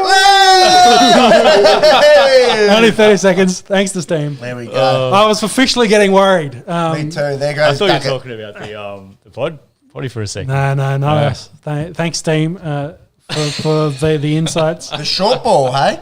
Well, it hadn't been working. They've been putting it away. Duckett again, moving closer and closer to a ton. But got one that he tried playing at, and he's just tickled that through to a great catch. If only he'd been 2 inches taller, that would have been right in the middle. Yeah. Poor fella. That's a huge breakthrough for us. I told you blokes, I'm still playing footy, early 30s here. I called someone Frodo on the field last week, and he said, "Who the fuck is Frodo?" And I thought, geez, I might need to hang him up. There goes Ben Duckett, 83. Pretty good test match from Ben Duckett. Hasn't reached the elusive 100 in either innings. But is that 170? Look, coming into this test match, or into the series, I should say, we've said England's gaping hole, and has been for years, top end. is finding that opening combination. So definitely not doing himself any harm in longer term selection. Yep, agree. So Jonny Bairstow, King of the Bairstow, Jimmy Ricard comes in. Ginger nut. Just need one here, and then I'll feel a lot more confident going forward. So to finish up, we haven't talked about Queensland. Reece Walsh swearing at the ref. Thoughts? Do you think he did? David Fafita probably didn't do him any favours in his defence. He should have got the mop this week. Could not be a lawyer, old Dave Fafita. What did he say in the tribunal? He said, it was something along the lines of Walsh said that to the ref. I mean to Paddy Carrigan. So I was right there, kind of thing. The old Freudian slip. Yeah. The old Fafita slip on par with old Sigmund Freud. It was interesting. He had a 4-hour session to come to a decision of his punishment, which was longer than Dylan Brown's hearing for his groping, which is wild. But apparently, the most times the C word has ever been used in the judiciary. Yeah, over 128, I think. They were like a South Park episode with the F word. The good old C nuts. So he gets 3 weeks, which I think's okay, because I'm pretty sure a couple of years ago Ennis got 6 weeks for saying similar sorts of words at a referee. So they've probably been a little bit lenient, then also said, you need to settle down. Here's a bit of a lesson for you, which is fair. He's got a hot head on him, both figuratively and literally. He's passionate. You tell the bloke's passionate, and he's young, so he'll learn from that, have a little bit of a break. His defence was, I was saying that at Patrick Carrigan, my captain, which is kind of like, ooh, I don't know if that's any better. So, Paddy depends on your relationship as well, I guess. You can kind of see it in the vision. You can see Paddy comes across, and supposedly Paddy says, fucking slow your mind down. Yep. And then, Walsh's response to that is, what the fuck do you mean, see nuts? And then the ref, and the ref's gone, oh, you said that at me, because they've just he'd been blown at him, and he's like, no, I'm saying it, and they got the penalty, got the march in, and then was referred to. The footage to me looked like Reece was saying that smack bang at the referee. Yeah, well, however, Paddy's there. Like you can see him. Look, I've played a lot of. Said a lot of C words. Great, no, look, yes, maybe. Well, you see, Paddy comes over and he says, that could be at Pat Carrigan. Yeah, and then he's like, mate, I said that at Paddy. I said that at Paddy. I remember. There it's not. When Pat's not there, but he's coming up the ref. I said that at Paddy. Like I've said the words. No, I was saying that at him. And you do have to remember the camera angle as well, and where the line judge is. Yeah, exactly. Where's the touchy? Where's the touchy? Where's the touchy? That's right. It's fucking 2 meters forward. Sorry, I didn't swear. I said that at Pat Carrigan. Sorry. What about the other 20 points? So anyway, let's. I think Ponga probably makes the most sense. He did rule himself out, but I think if Billy calls him, he picks that phone up. Oh, he played his ass off today as well. He's been good in the last month. Like he's probably where he wants to be. If not, AJ Brimson's been talked about. Cobbo has been really good. So does he come back in? Do they want to move Coates? Maybe Homo goes to one. They got options. I think they're pretty sorted at the moment in the back line. But who the fuck cares? Queensland won again. Fuck you guys. Whoop. That's going to be on the Esky's first rap release. Is those few bars there. I'm chorusing, you're doing the bars. Is that what happened earlier? So don't get me to do the bars. Get me to do the beatboxing. Yes. I'm trying to find the last few series because really on paper, and again, it's been ages since there's been a whitewash, a sweep, and only a handful as well. Yes, been a long time. I'm just looking. So since the Queensland domination between 06 and 17, where New South Wales won 2014, and that was it. You're dealing with immortals. I can see why Queensland had so much success. Maybe New South Wales should have won a few in that. Since then, it's 3-3. And that's in the next era, the next generation Of Queenslanders, yeah. if you will. And on paper, New South Wales should probably have a few more wins, and it's the Freddie Fittler era. Yeah. But you can also- including one year where it was quote unquote the worst Queensland team of all time. Of time, yes, exactly. And they still won. I don't think 2010 I don't was think the Fred. last I don't sweep. think Freddie can be coach next year. I know we've already spoken New about ideas. that. New ideas. Interesting in all of that. GOAT era for Queensland. Only the one whitewash. It's very hard to win in Sydney. That's the same thing. It's always hard to win away in an Origin match. The home team is usually has the advantage. But How many has there been total? 1, 2, Seven. 3, 4, 5, 6, 7, and most of those in the 80s and 90s. So since 2000, the only one is Queensland 2010. It's a perfect chance for a whitewash, isn't it? New South Wales in disarray, probably going to blood a few young blokes. If there's any time to do it, might be missing some of their big name guys as well. So, yeah. What are you looking at there, Jimmy? Just going back to The coach's chat. This is the 2020 New South Wales team. 20? Or any other 2000? 2000, sorry, yeah. Spell that for me. Who's the fullback there? Peachy. David Peachy, Mad Dog McDougall, So- Ryan Girdler, Sean Timmins of left foot 45-metre field goal. So my problem with this is Ainscough, Fittler, because Kamali. my thing of this is this is the Fittler era, and Andrew John's kind of slightly after this. Actually, Andrew was probably hurt for this for Brett Kumali playing 7. Actually, no, he was in the interchange. There you go. Must have been a young fella. I feel like Old fella, mate. no, he said 2000, didn't he? It's 2000, sorry, yeah. No, Is that 2000? interesting. Wow, Brett Kumali got picked over Andrew Johns. Wow, 2000. Coming back from injury, perhaps? Yeah, maybe that was when Sonny Bill took his head off. My point is, this era is the era before the Billy Slater, The Kevin future immortals. Yeah, the future immortal. So my comparison then is if you go to the 2010, let's go 2010 team, and you look through that, and that's where, like I said before, you have Trent Barrett, you have Danny Padiris, you have those kind of guys, those names, which is what you see coming through now into club footy land. Those guys are coming with coaches. Is any of those guys ready to be a head coach? And I clicked through a bunch of the teams, and I thought, no. Jared Hayne, bro. Jamie Lyon. 800 grand in the shitter, apparently, Jared Hayne. Mitchell Pearce. John He's still Brand. playing. Yeah. Hindy would be good. Yeah. Luke Lewis. He's on the radio. Gal, the most hated man in Queensland. Brad Finch is in his team. Fuck me. few questionable blokes in this team. Mate, look at that. And you think maybe Michael Ennis, if he wants to get off radio, or Trent Barrett, who has coached before. And then you click through the teams, and you kind of have the same problem. And you're like, you have, these guys were good in their own right. None of them really won, so you can't really.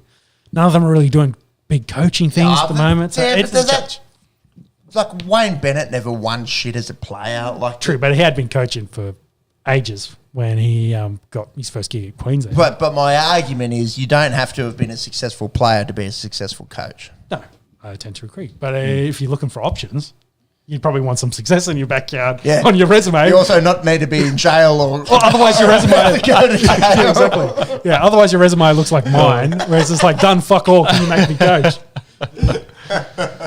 Good super coach. Yeah. Kirk Gidley?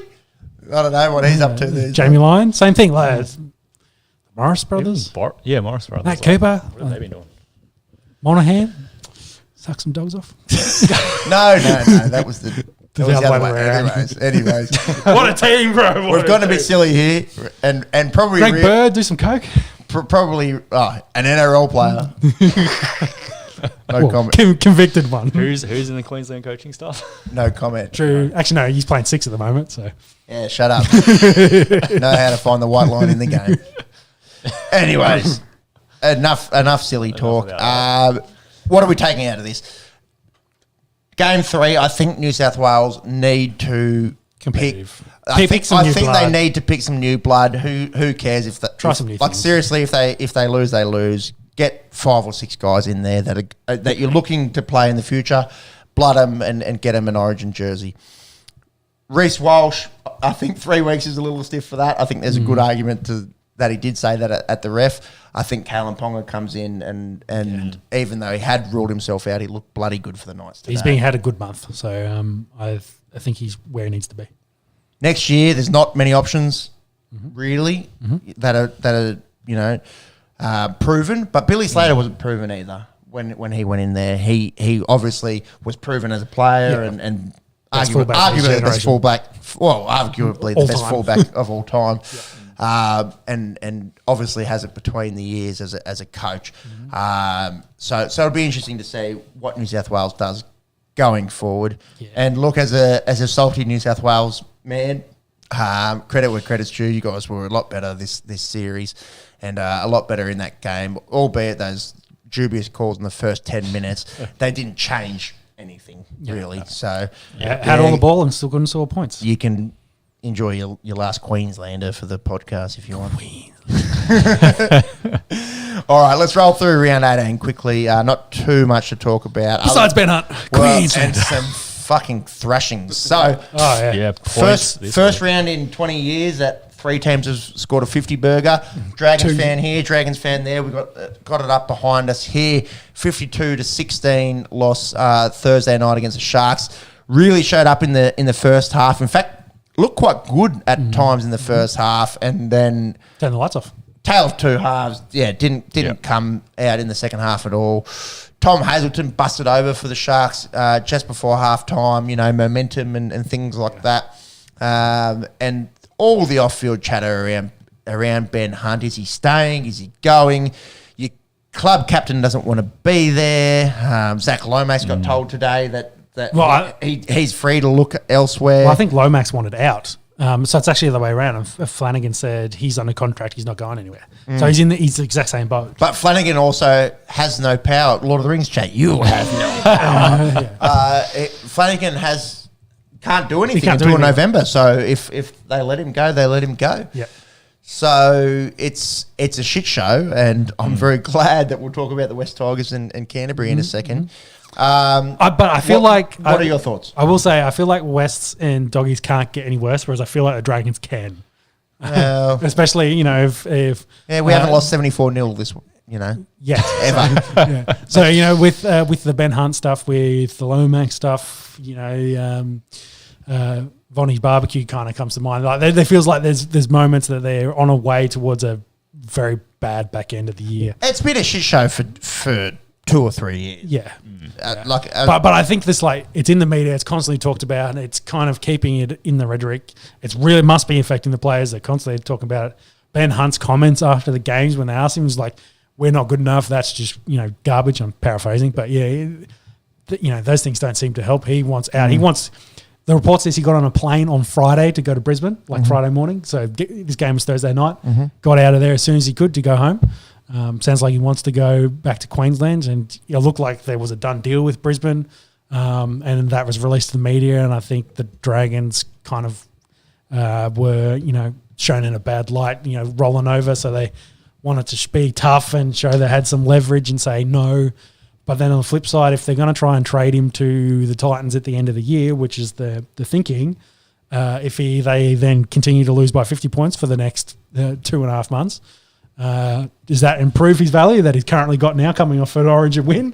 There's some of that rhetoric as well. Like, can you get the value out of him now? Sounds like Brisbane's moved on, the Broncos that is, and said, we'll stick with what we've got. They would have done it if they could have got away with it, though. Yeah. I think there was 100% a deal in place, and I think the Dragons backed out after the media hype and the beat up that came out Sunday night before they had the meeting on Monday. So...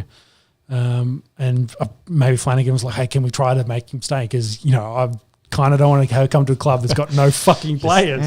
Inheriting an absolute shit show. Yeah. He's got a massive task ahead of him. And it sounds like the players are pissed. And they're probably pissed because one, Ben wants out, but 2, they're also, not helping him out. Like, they probably understand that, he's a family man. He wants to go back to Queensland. He's had enough of being down here in New South Wales. But take Maybe it- let him go. You know, Take it before that, when Ben Hunt was saying, hey guys, I really like Anthony Griffin as a coach. and that's why I re-signed for 3 years, because I want to play for Anthony Griffin. Like- and they fucked him off. He's like, well, I don't want to play for you anymore. And he literally said, if you sack him, I don't want to be here. And then you go out and sack him, and they're like, oh, what a conundrum. Like, Ben Hunt wants to go home. He doesn't want to be here. Didn't see this one coming. Like, seriously. And the bloke's played his ass out for years and has been the only shining light out of a pretty lackluster few years for the Dragons. And then the whole sort of, well, we're not going to grant you release thing doesn't make any sense to me either. Like, I don't if think your they could captain bid, says, if your captain says, I don't want to be here anymore, the whole team's going to go, oh, okay, well, what are we playing for here? Exactly. And you could see before Hook got sacked,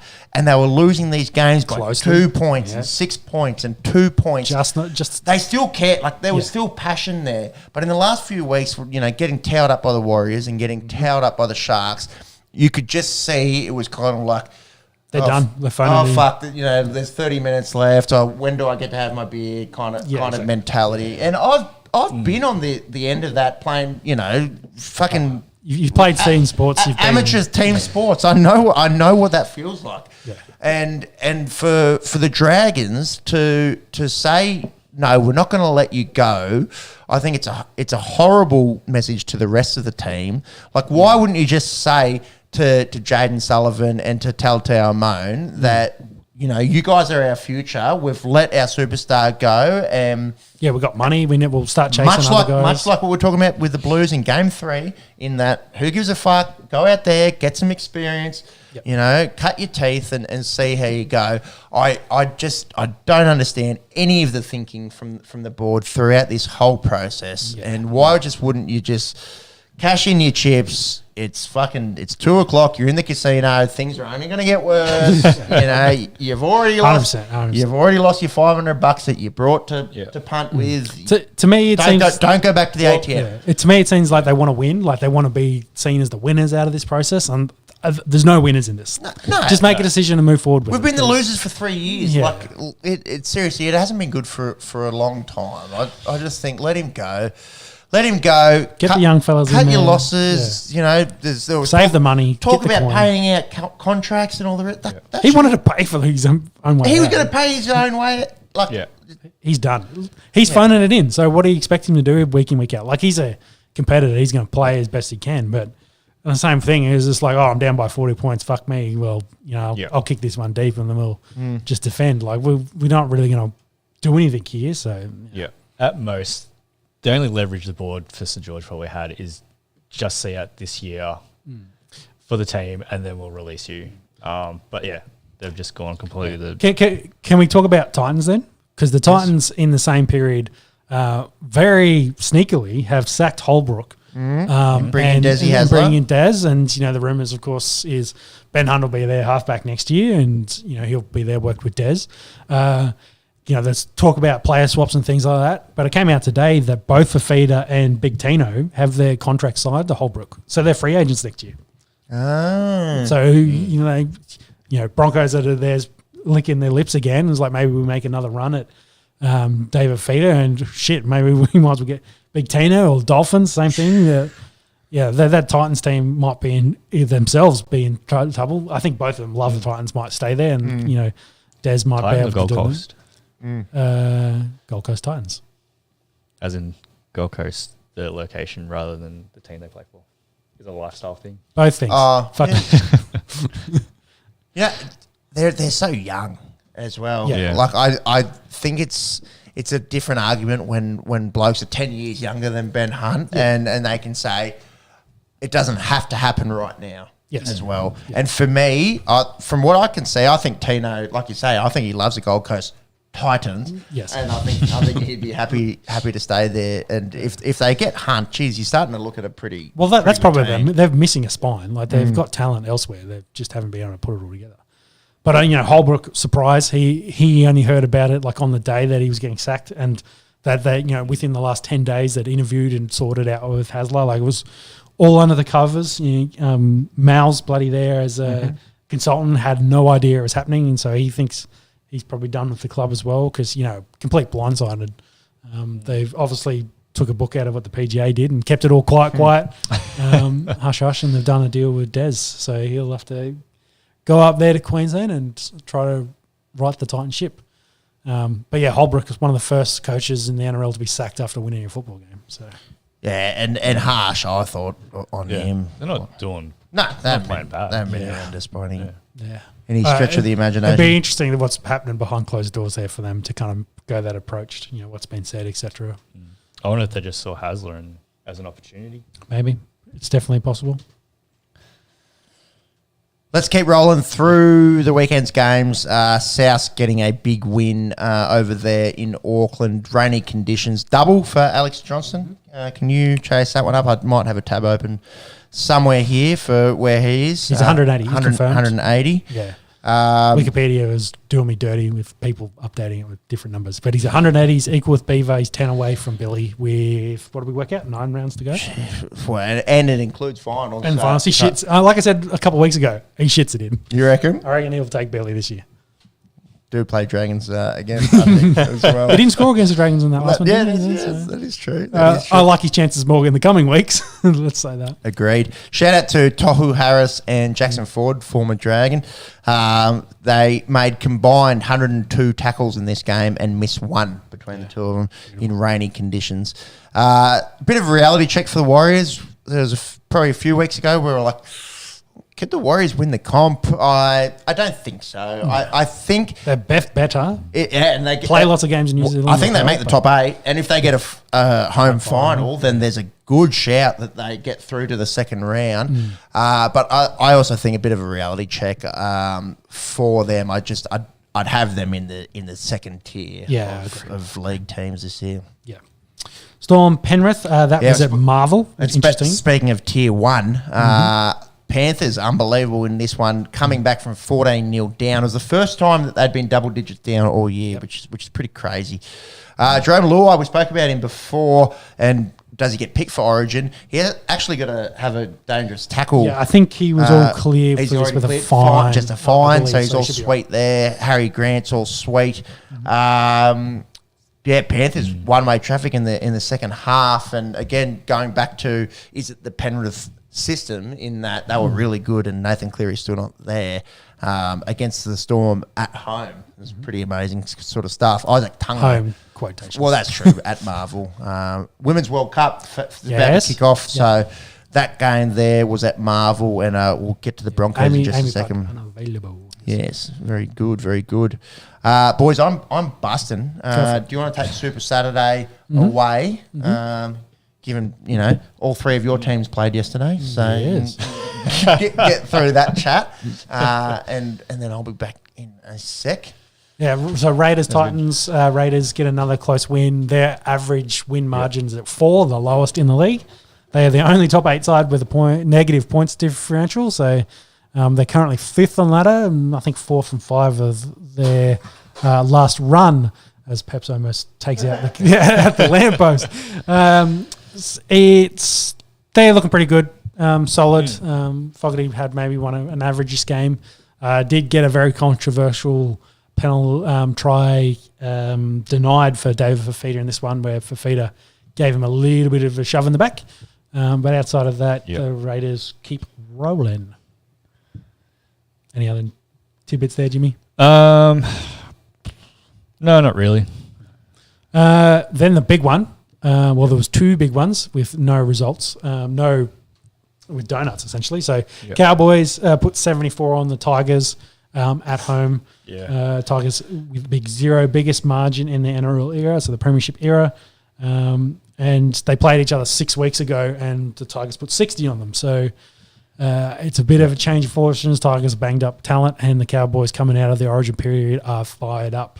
I feel like they're kind of primed to make a run this year. We'll have to see if they're too far back now. Yeah, the Cowboys, from where they were last year. I think they've got talent, and it's been awakened a little bit with the Origin period. Some of their guys have been playing well. Yeah, year on year it has been pretty interesting. Like last year, Cowboys were right up there in the top 4 for most of the season, and sort of died in the arse coming to finals, and sort of switched around a little bit this year as well.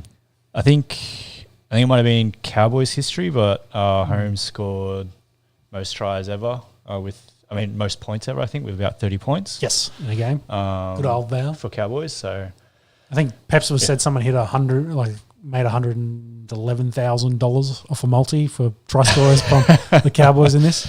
That's it, yeah. Not sure if fake or real, but that's pretty impressive. But basically everyone in the team scored, so it was a massive score. You don't see 70 burgers very, very often. Surprisingly... Tuolungi did get the hat-trick. Yep. I think he was the only one with the hattie. Yeah. Val got 2, didn't he? And Drinkwater got 1 or 2. So that's it. Spread them around, lots of tries. Yeah, it's crazy. Half-time, it was 42-0. You'd think they might take the... Mercy rule. That's it. Where's the mercy rule there for you? But, they just did not let up in the second half. Just absolutely scoring at will there as well. Mm-hmm. Absolutely crazy. Yep. Actually, one thing I should mention, now that I remember it, going back to the Raiders game, I think this round was Mark Hughes' round. Yes. Round. Yep. I think he blew the horn at GIO Stadium as well to and get was the game kicked off. Slightly out of time with his Raiders clap as well. Unfortunately for him, the thunder clap. Yeah, that's it. But obviously nice to see the league getting around that and everything that stands for as well. Yep. And then we're into Broncos taking on the Finns, the Dolphins at the Gabba. They had 30,000 in there. First time they've been in the Gabba in 50 odd years. Again, Suncorp unavailable with the Women's World Cup or FIFA World Cup for the football, the soccer coming up. It was the second battle of Brisbane. Tristan Saylor played fullback. He looks pretty good, like a handy talent. It'll be interesting to see where he plays for Brisbane going forward. It looks like they're going to extend him for another 2 to 3 years. Dragons Junior. Yeah. Cobbo did get a hattie in this. Had a crazy try at the end of the game to win. To essentially to seal this game. Chip and chase. The Dolphins were leading a large part of this game as well. So the Broncos coming back here, they look like a real threat, considering by all accounts. And I think Billy called them out today on the Sunday Footy Show, saying they're probably not playing up to their potential at the moment. So, which is scary to think about. They could be better. Definitely. And then Knights. Did you talk about Cowboys Tigers? Yes, we did. Yes. Covered it. And anything else you want to add to that? Just the swing? Did you talk about that? Yeah, it was 122 points between games in 6 weeks? Yeah. Probably also back on the Broncos-Dolphins game as well. Herbie Farnsworth with the 2 tries. It will be a Dolphin next year too. Bulldogs Knights. So today's So games. Cowboys cop the biggest loss in the NRL era. The Bulldogs go, hold my beard. It looked like it was on. And 66-0. luckily for them, it just finished 66-0 Just amazing to Newcastle. That's the 66-0. thing as well. Like It's Newcastle. It's Newcastle, 2 spots And above it's not them on like the ladder. the Doggies were severely under strength. I think they're only Like missing they've been kick-out. hurt. They've been hurt throughout the year, but they had most of their squad for this one. yeah. And it's a disappointing showing there. The Knights run all over them. Hastings got 2. Ponga unreal. Bradman Best very good. For me as a He should go to Bali on more benders. He seems to come that's back right. better. As a Dragons fan, I'm still confident that we're not a shoe-in for the spoon, given how poor those 2 aforementioned teams They scored have been. points at least. So. Yeah, we haven't lost 74-0 this year. No. But no team that loses by 50 points has won the comp. So Look, I think that ship sailed. I think Tristan sailed just I don't like think he we're did. worried about winning the comp. Stokesy gone. Yes. That could be huge. Well, what's going on here? No, it's Bairstow, I think. They're all celebrating. He's not moving. We'll have a look. He's stumping by the looks of that. We'll let you know. Manly and Chooks, how did that finish? I saw it was very close. I saw DC take an intercept did to see tie the game up, but I hadn't seen a result. Do you have a result for us, Jimmy? I thought I did. Can't find it. Clickety-clack, clickety-clack. Well, that's not even right either. That's the Dragons run home. I was looking. Things are looking dire for Manly. I wanted to see how bad our season was going to get. Yeah, mainly without Turbo. Talking about that 7-0 game and seeing where the potential for us is. Manly get the win.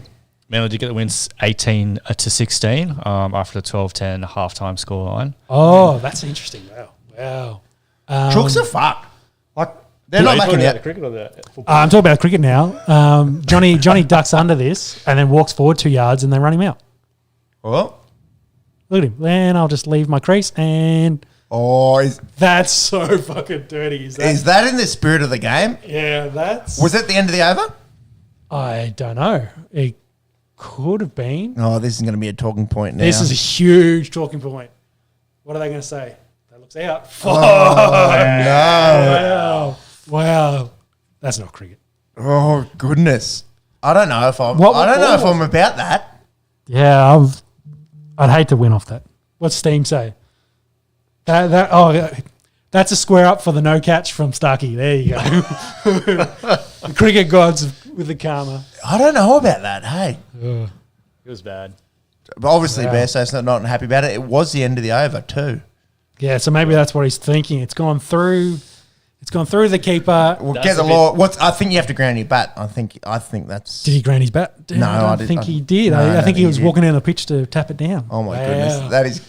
Well, where's KP? He's probably had a heart attack. KP is saying, yeah, so back in 2005, when I was playing for England, the team that I bleed for and I'm very passionate about, and back then when I scored so many runs, much more runs than Ricky Ponting ever scored.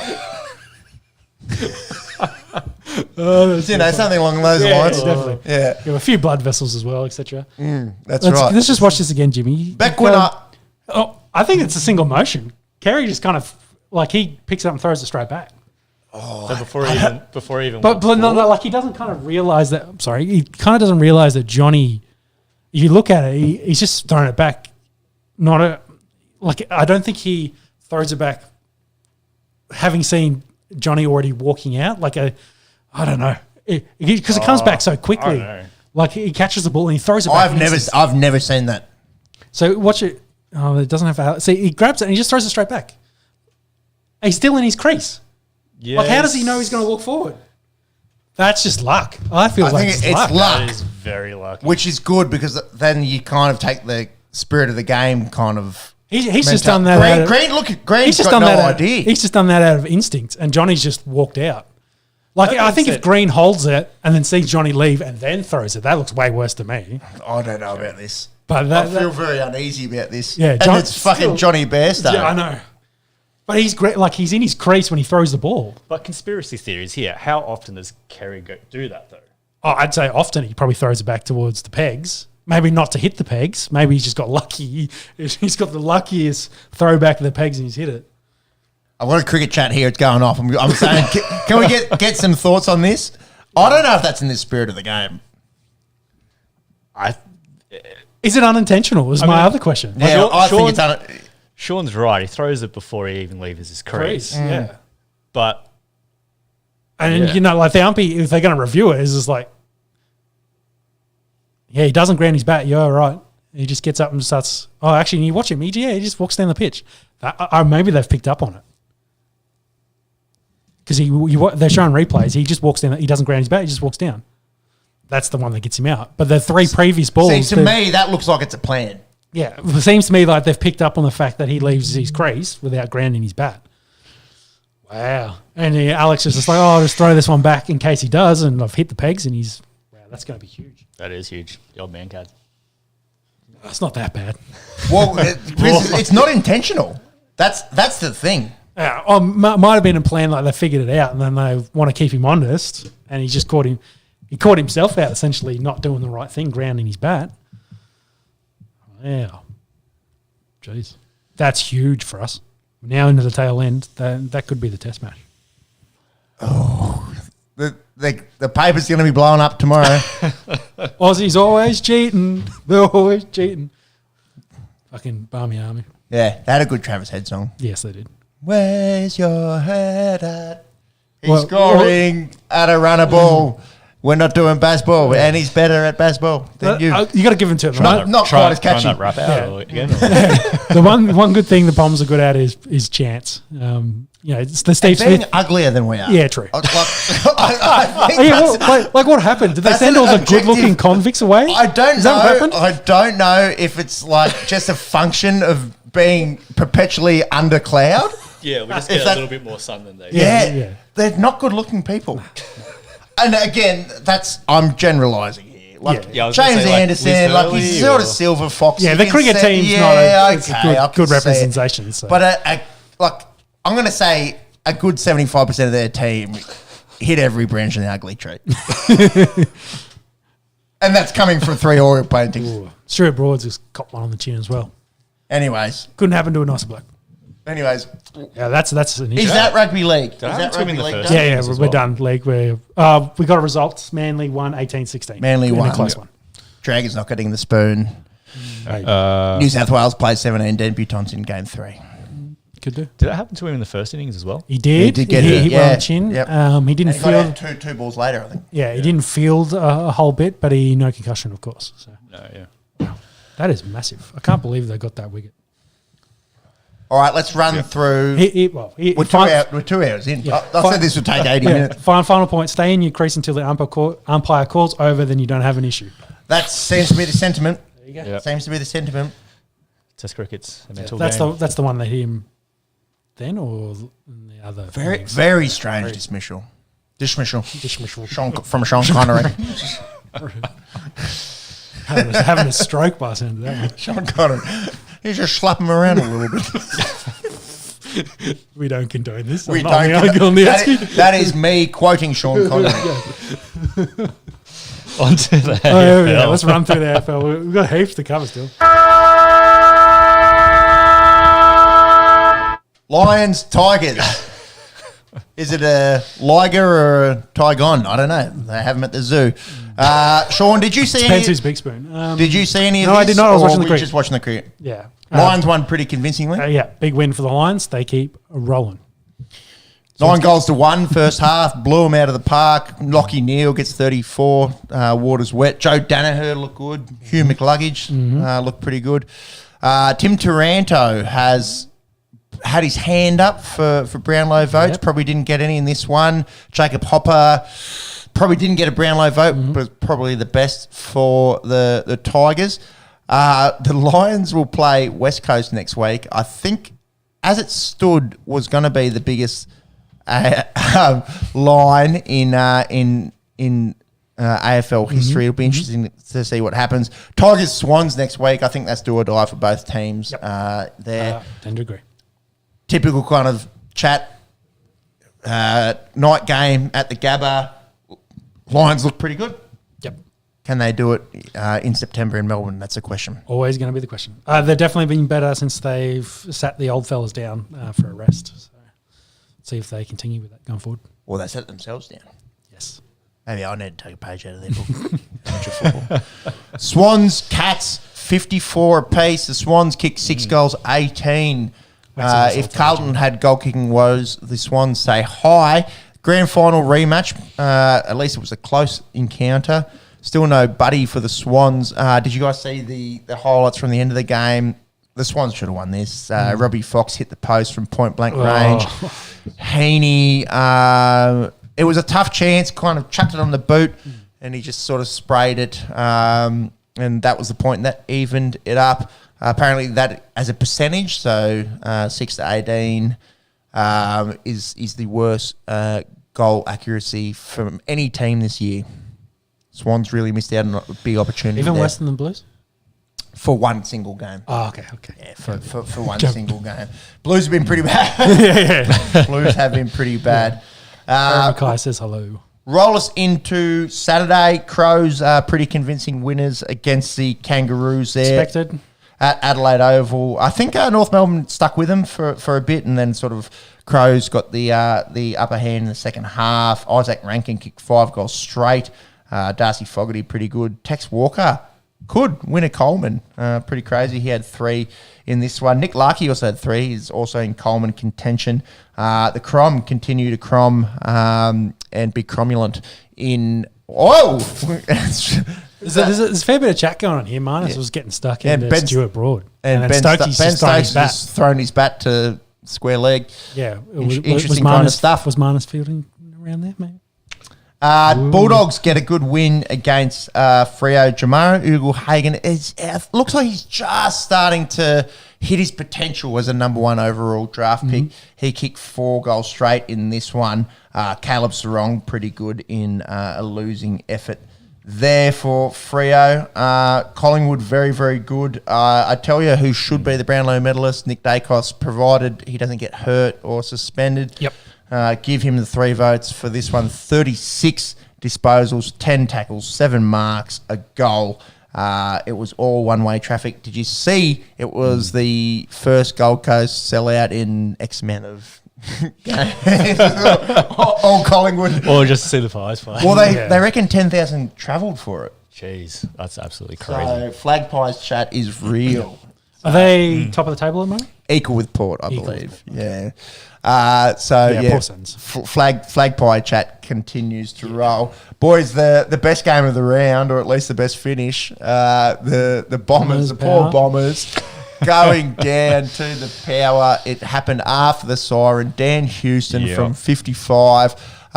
You wouldn't...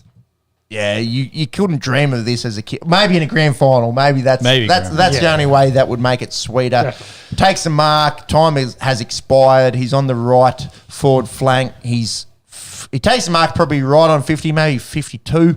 Yeah. It's got to leave his boot from about 55, and it has the journey just... Obviously, absolute laser beam as well, straight down the middle. Beautiful kick. Ken Hinkley was saying post game, he said, "Oh, look, I wouldn't expect any of my players to be able to kick that, but if I had faith in anyone being able to do it, it was probably Dan Houston."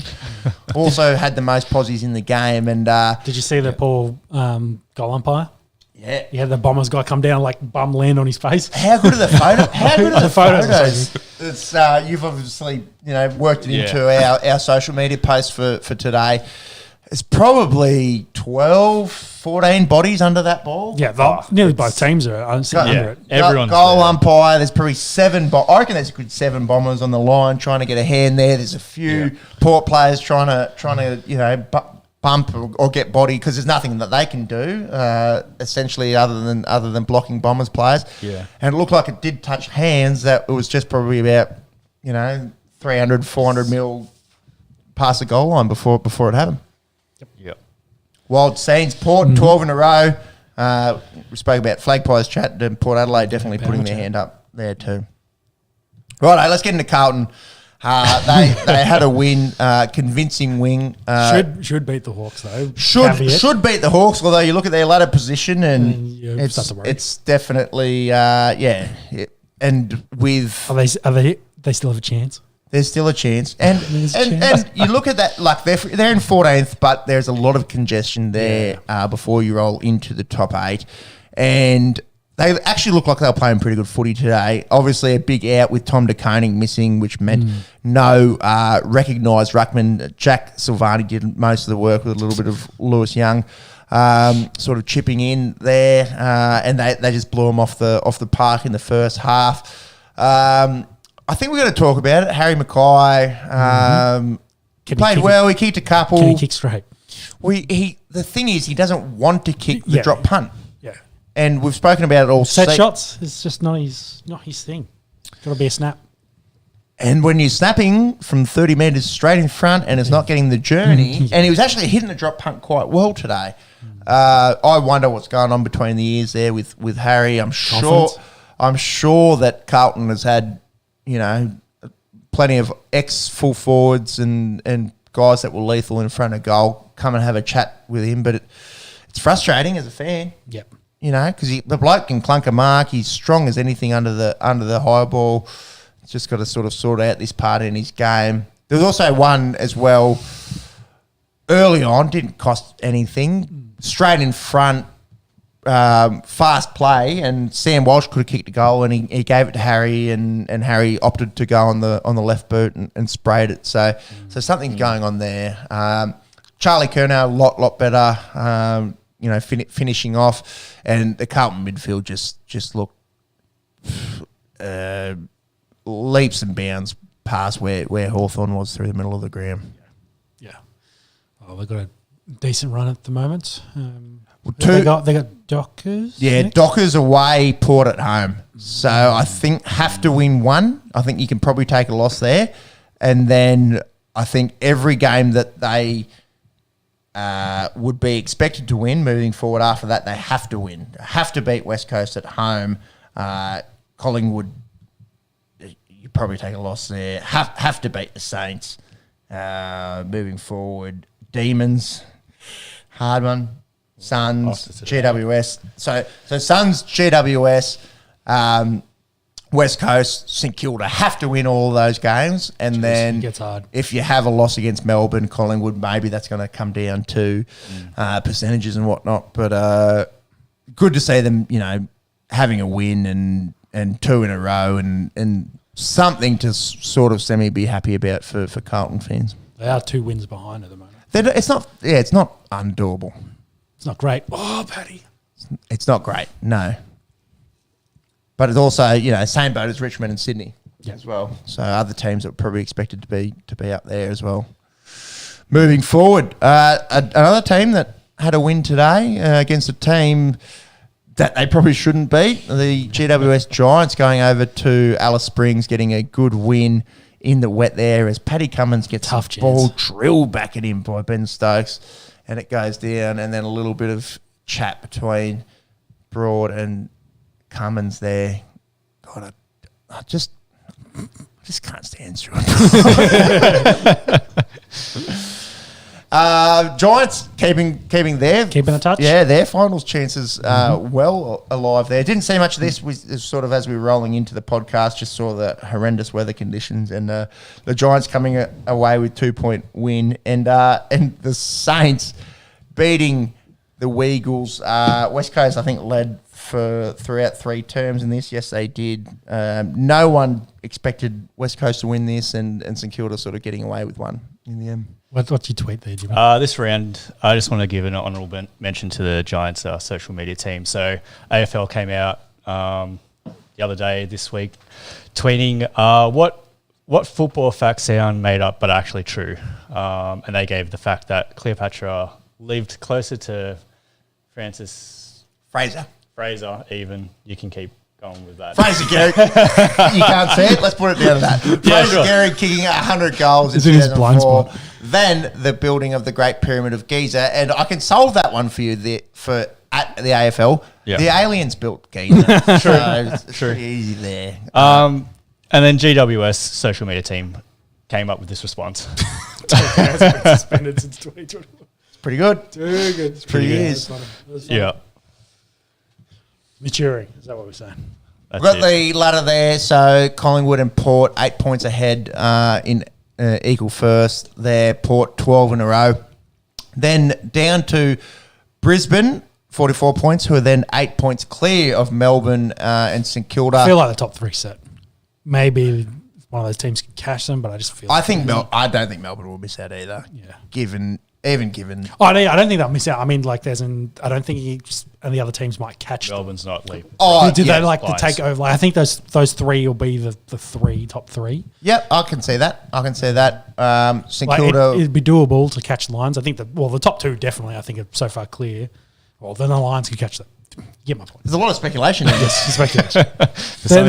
Cut. There's lots of 2 games away. I just feel like the 3 seem so much further ahead of the others. The Lions are only staying in touch with the top 2 is what I'm getting at. Yeah, Monks, if you wouldn't mind your explanation of how Cleopatra and aliens and Fraser Gehrig Let's go back to that. all fit into the picture. Rolling into, where were we? St Kilda, Bulldogs 36, Crows, Bombers 32. And then the draws are going to be interesting now that we've got 2 draws, so four teams with draws. Mm-hmm.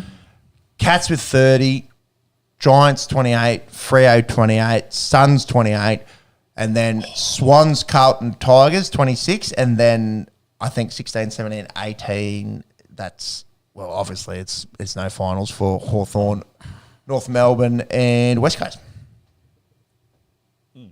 Unlucky for the poor Weagles. They were close today. Yeah. They're in dire straits. Don't see them going to Brisbane next week and getting a win. But No. That's Yeah. AFL. I assume it's going to be at the Gabba. They must have to pull that NRL pitch out. Yeah. Interesting.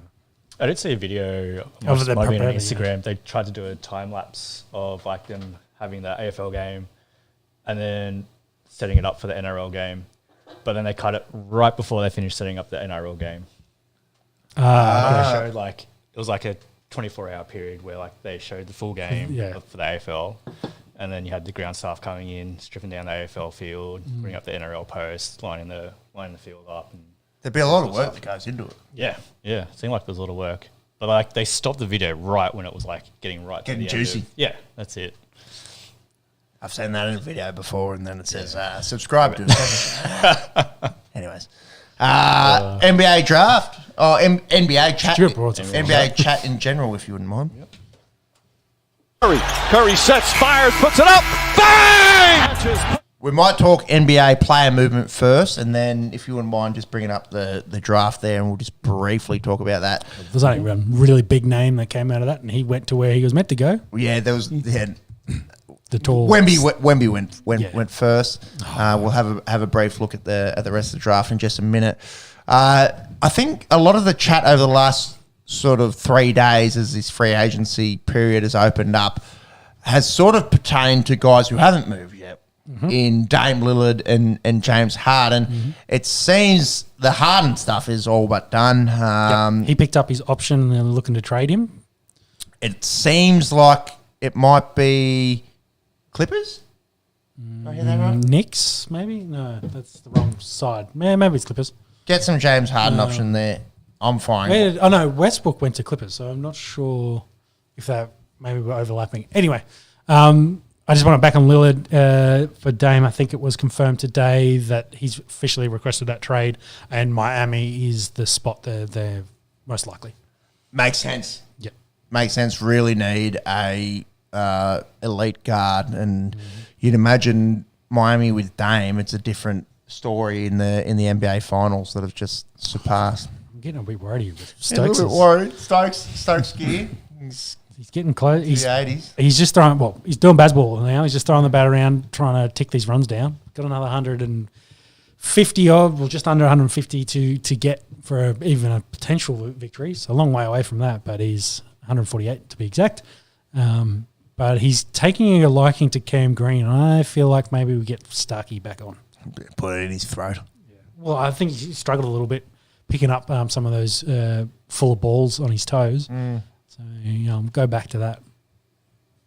It's a good hit, though. Can't deny that. So Dame to Miami. Oh, why do they keep only short? 6 runs. Yeah, I'm officially nervous here too. Yeah. It's like he could quickly make this game a little bit closer than it needs to be. He said it at the start. We've got to get Stokes out. With him still in, can't be comfortable. Any word on Harden? No, not really. Just I think that he wants out. He wants out. I think they said Knicks and Clippers were front runners. So both right. Bulls reckon they might have a shot. Nothing more. Watch this space. The beard, probably on the move. Fucking stop pulling short, Cam Green. Stokes has gone mental. That's his 100. That's his 100. Yeah. And that's what, 6, 12, 18, 22 off that over so far. Jesus. This could be one of those pivotal moments in Ash's history. Yeah. I'm getting big Headingley vibes here. Anyways, cricket into NBA. Dame, Harden done. Westbrook re-signs with the Clippers. A measly $8 million deal. Interesting. Is it 8 a year or is it 8 in total? 8 total, 4 a year. Yeah, 4 a year. So It's cheap. former MVP. Yep. Obviously, his play wouldn't warrant a max contract or anything obscene. But it definitely seems like unders. It definitely seems like Russ has sort of bought into considering let's save some money on my contract and try and get the best talent around me that we can. Considering how Dylan Brooks finished up the year and he got a 4-year $80 million. Yeah, so that was probably the big talking point. And the Rockets, I think, going to be an interesting talking point. Obviously, been hammered the last few years in the NBA, and Dylan Brooks is going across along with a couple of Aussies in Jingling Joe Ingles. We'll get to see him for another 2 years in the NBA, 2 year, $22 million deal. Sorry, he's going to the Magic. Who am I after here? Is it Jock Landale? Yep. Jock Landale is going to the Rockets. Can you confirm that? Paddy Mills. We got there. Paddy Mills, Jock Landau, they're going to the Rockets along with Dylan Brooks. So big sort of turnover there with the Rockets. It's, look, obviously as Aussies, you want to get the fuck around Mills and Landau, bringing in Brooks. Maybe they're a bit stronger than what they were at. Has there been any Ben Simmons news? No, I don't know. Assume he's still got his contract and he'll be at the Nets. Yeah, not sure what's going on with old Ben Simmons. Max Strus goes to the Cavs. Big money from the Heat. Dante DiVincenzo over to the Knicks. Joe Harris from the Nets to the Pistons. I like this one. Derek Rose to the Grizz. yeah. Guns and Roses. Yeah, I wish that was mine. But That's been doing the rounds. It's a few beautiful. top I did chuckle at that one nines. the other night. Welcome to the jungle, baby. John Morant.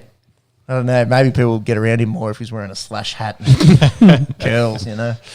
That'll be interesting. Maybe a bit of, speaking of Jar, you know, maybe a little bit of veteran mentorship and being a professional and all of that. But they still got like Adams there. Like they've got some good big name veterans that have been playing basketball for a long time. So I think they need Jar to unleash his true potential as a basketball player and being a professional. Seth Curry going to the Mavs, Dennis Schroeder to the Raptors. That's about it so far. Dante Exum's a nice story. So Aussie going to the Mavs, been in Serbia playing with Belgrade, formerly a 5th overall pick. Would love to see him get some minutes as an Aussie fan. And then we'll just go over some of the big names that have put pen to paper and re-signed. LaMelo Ball and Tyrese Halliburton getting the maxis, which is interesting. Tyrese being an all-star this year gets himself a max. Both these guys, big money, so have to perform for their said franchises, and then Domantas Sabonis getting close to a maxi with his Desmond. I was born in the dark. Bain extends with the Grizz. Chris Middleton extending with the Bucks. Kyle Kuzma with the Wizards. Cam Johnson, Jakob Poeltl, and Brook Lopez all extending for deals worth over $25 million a year. So we'll keep an eye on the free agency space. We were thinking about chatting about the soccer transfers tonight. We might leave that for the next pod, given how we're going for time, given the Ashes and everything else that's going on. But a lot of moves in the soccer world as well. Byron? I think it's time for... did you have anything on Ben Simmons while you were there? Oh, yeah. Yes. A couple of things. Firstly, he has pulled out of the Australian team for the FIBA World Cup. Shock me. Yeah. Yep. Citing rehabilitation of his ongoing back injury. And there is an article with rumours that San Antonio's might trade for him. Spurs, okay. Simmons and Wemby would be interesting. Oh, yeah. Draft, yeah. Just do that. Draft briefly. Obviously, Wemby went first. Yep. He's 7'5". He's huge. He's the biggest draft talent they think since LeBron James. Look at him. He's a massive man. Yeah, and part of me wonders, can someone at 7'5" have the durability to make it in the league? Obviously, durability seems like an issue. Like we've seen Chet Holmgren, tall and lanky. Yeah, nothing wrong with that either. No, be interesting him standing next to me. So I'm rather tall. He's a foot tall. He's a foot taller. He's a foot taller than me. Yep. He's a big man with handles as well. Brothers in the Thompson brothers in going 4 and 5. Eamon Thompson and Osir Thompson going 4 and 5. Scoot Henderson with the Blazers. Brandon Miller to the Hornets. It seemed like a very American heavy Yep. draft outside of Wemby, obviously, being a Euro, a Frenchman. In recent years, we've seen, maybe more international drafts moving forward. I think it's a little bit funny that the Pistons got the 5th and how bad that they've been recently.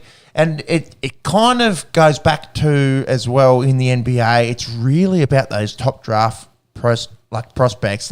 Occasionally you get a joker, a guy that's gone. Gets drafted in a Taco Bell commercial. That's right. Pick 40-something. But it's very different to obviously the other draft leagues in that you can go deep and really find talent. And a lot of the spotlight will be on these top guys. Exactly. It goes down to volume is probably that key difference. You have thousands upon thousands of dudes coming out every year out of college for the NFL to pick from as the comparison. So, that's why they pick 300 of that. So only the top 10% get going. So that's why you have so much potential talent available. But yeah, we'll see what these guys can do, and good luck to them. There's a video of Kylian Mbappe shaking hands with Victor Wembanyama. Did anyone see? Yeah, I did. I think I saw a picture of them standing together. He's 5'11", isn't he? He looks like his son. Yeah, he's like a normal person. Yeah, not it's my size. So yeah, Average. above average is what we worked out before. What are you talking about? Do you have anything there, Mark? So we roll it into the final round. Yeah. I might as well roll it into the final round. All right, hit that button. UFC 290 will be underway next weekend. T-Mobile Arena there in Las Vegas. Obviously, for us Aussies, the biggest draw card on this card is Alex Volkanovski taking on Yair Rodriguez. Shauno, what are your thoughts on this fight? Obviously, Volk will start as favourite. If you can get some odds, actually, that would be lovely.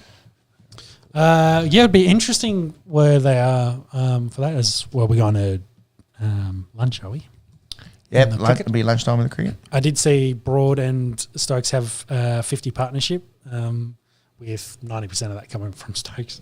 Wild home. Yeah, a little bit worried there. Broad's had a few words to say. We'll see, another 30 minutes until they come back. But yeah, it's 129 to get a win.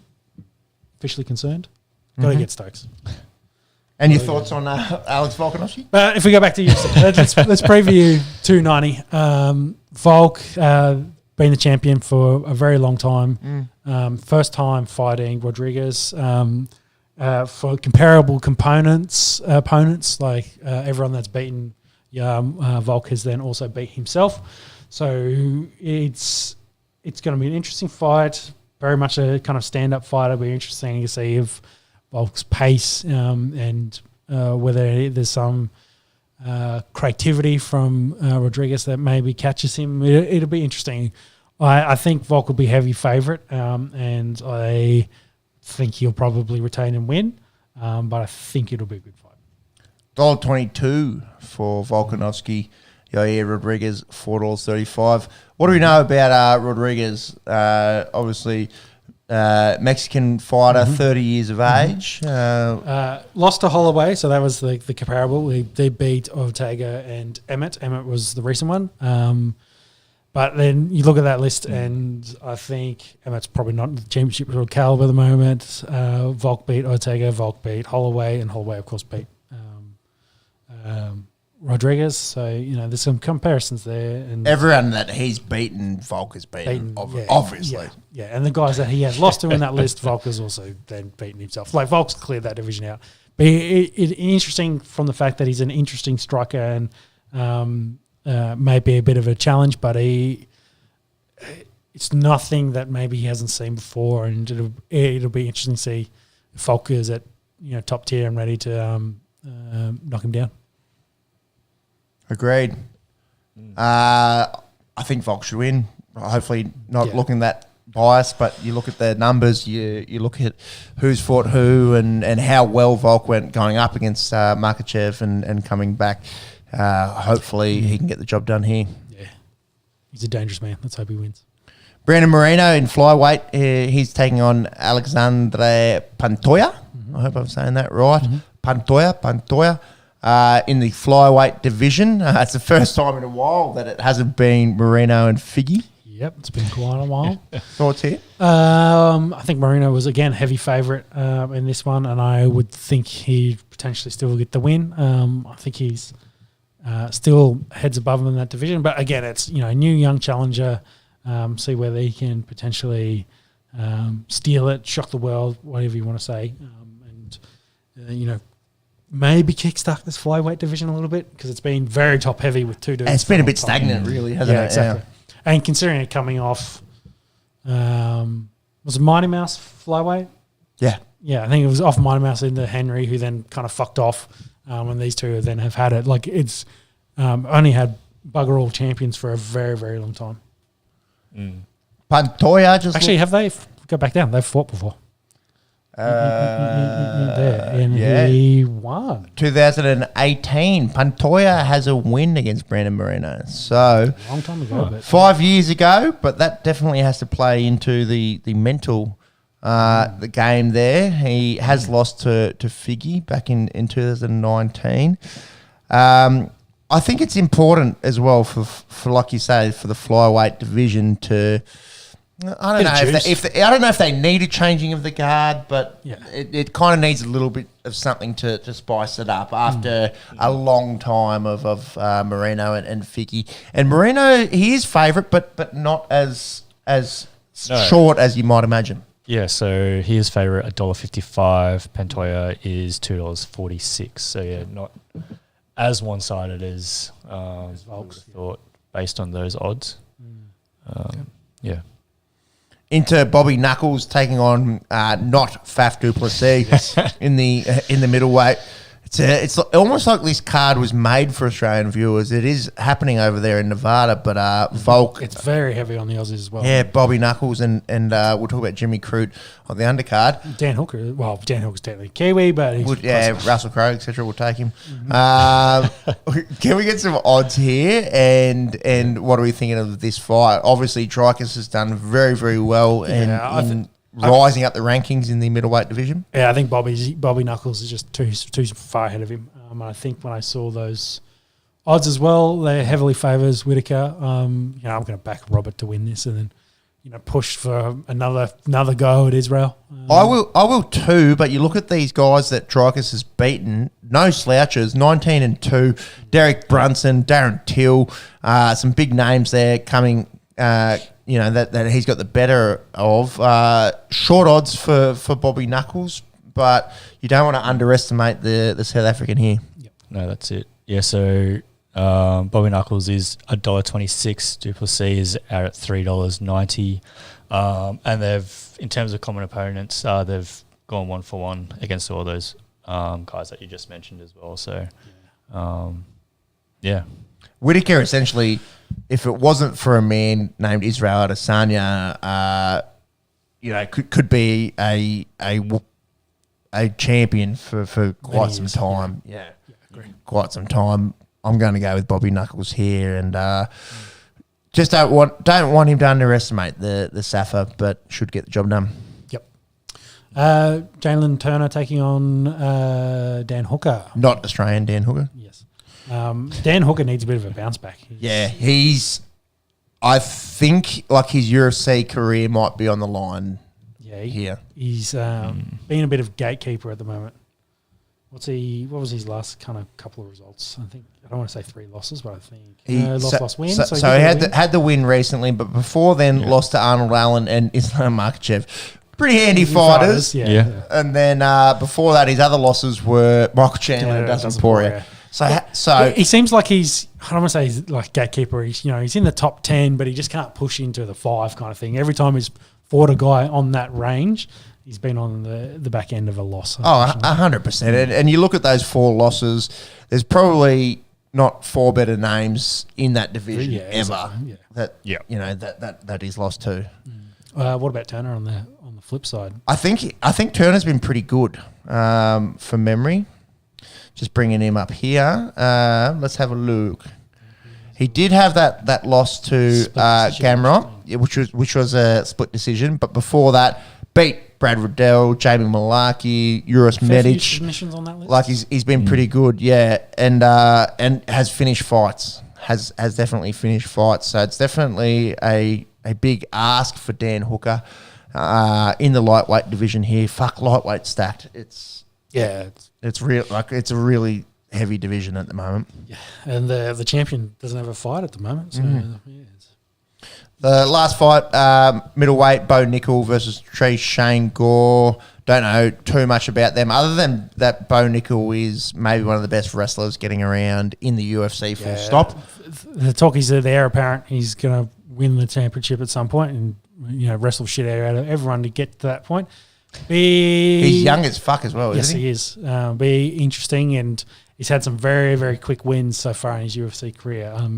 I feel like I don't see that stopping, and I assume he's probably going to be pretty short odds there, Jimmy. He's 27. That's a little bit older, admittedly, than I thought he was. You can see. I wonder who has the wrestling background. Yeah. It's the bloke that has two vegetables for his hearing devices. Odds very short favourite. The shortest of the card. Yeah. So he's $1.06 versus Gore at $9.50. Throw a tenner on Gore for shits and giggles. Yeah. Definitely done with Might need to put a bit more than just a tenner on him. There wasn't too much to talk out of the card from today besides Sean Strickland getting a win, rightening the ship a little bit there in the middleweight division for himself. Continuing on, trying to get back in that conversation for a championship fight in the middleweight division. So that was probably the only big one out of those for the results that I saw today. Robbie Lawler and Jimmy Crute also on the 290 card. Enjoy those. A bit of boxing news, Shauna? Yeah, well, we've been following Tim Zoo, and when's he going to get this championship belt, or, this unification? The problem for him is Charlo has the belts at the moment. But it was, I mentioned, I think this in the last party, that Canelo was looking to get that fight. If it didn't happen, I think then, the mandatory was Zoo for Charlo. But it's been confirmed, Canelo versus Charlo on September the 30th. So not too far away. The first undisputed versus undisputed fight in boxing history. So both of them have, all four belts in for their weight class. But it is Charlo's coming up 2 divisions, 2 weight classes, which I think is 5 pounds. From memory, I think you get 2.5 for everyone. So a little bit of a step up for him, but I don't think he'll give too much height away to Canelo. But then also, and it's not on the notes, but Crawford versus Spence is end of this month. Again, another massive fight. Seems like boxing's finally gotten away from, we don't care about the, perfect record. We don't all have to be Floyd Mayweather. Let's get big money fights, big names, put your record on the line, put your belt on the line, and let's go. So it's really, boxing this year has been unreal for all the big names kind of getting dance partners and going at it. And this first undisputed versus undisputed fight is massive.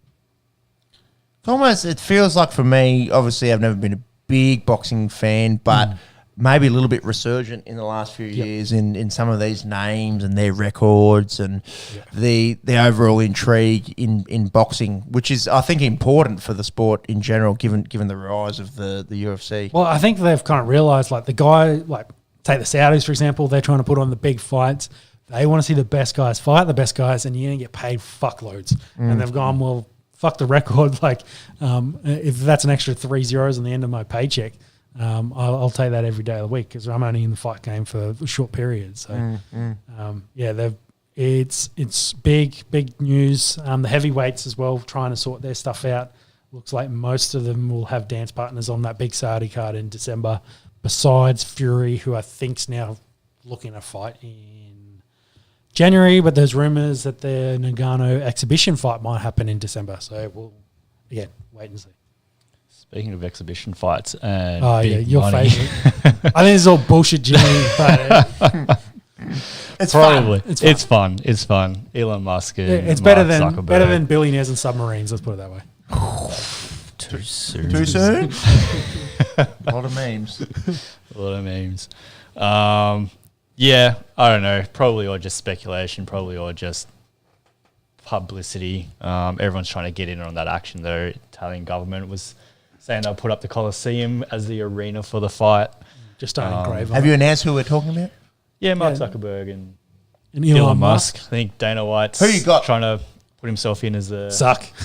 Well, he's a legitimate jiu-jitsu guy, isn't he? He is also 20 years younger than Musk. He is. So there's that. But Musk is like 50 pounds heavier than him. Yeah, Musk, I think, would have a Size, bit of but- strength and a bit of that sort of weird sort of autistic strength about him.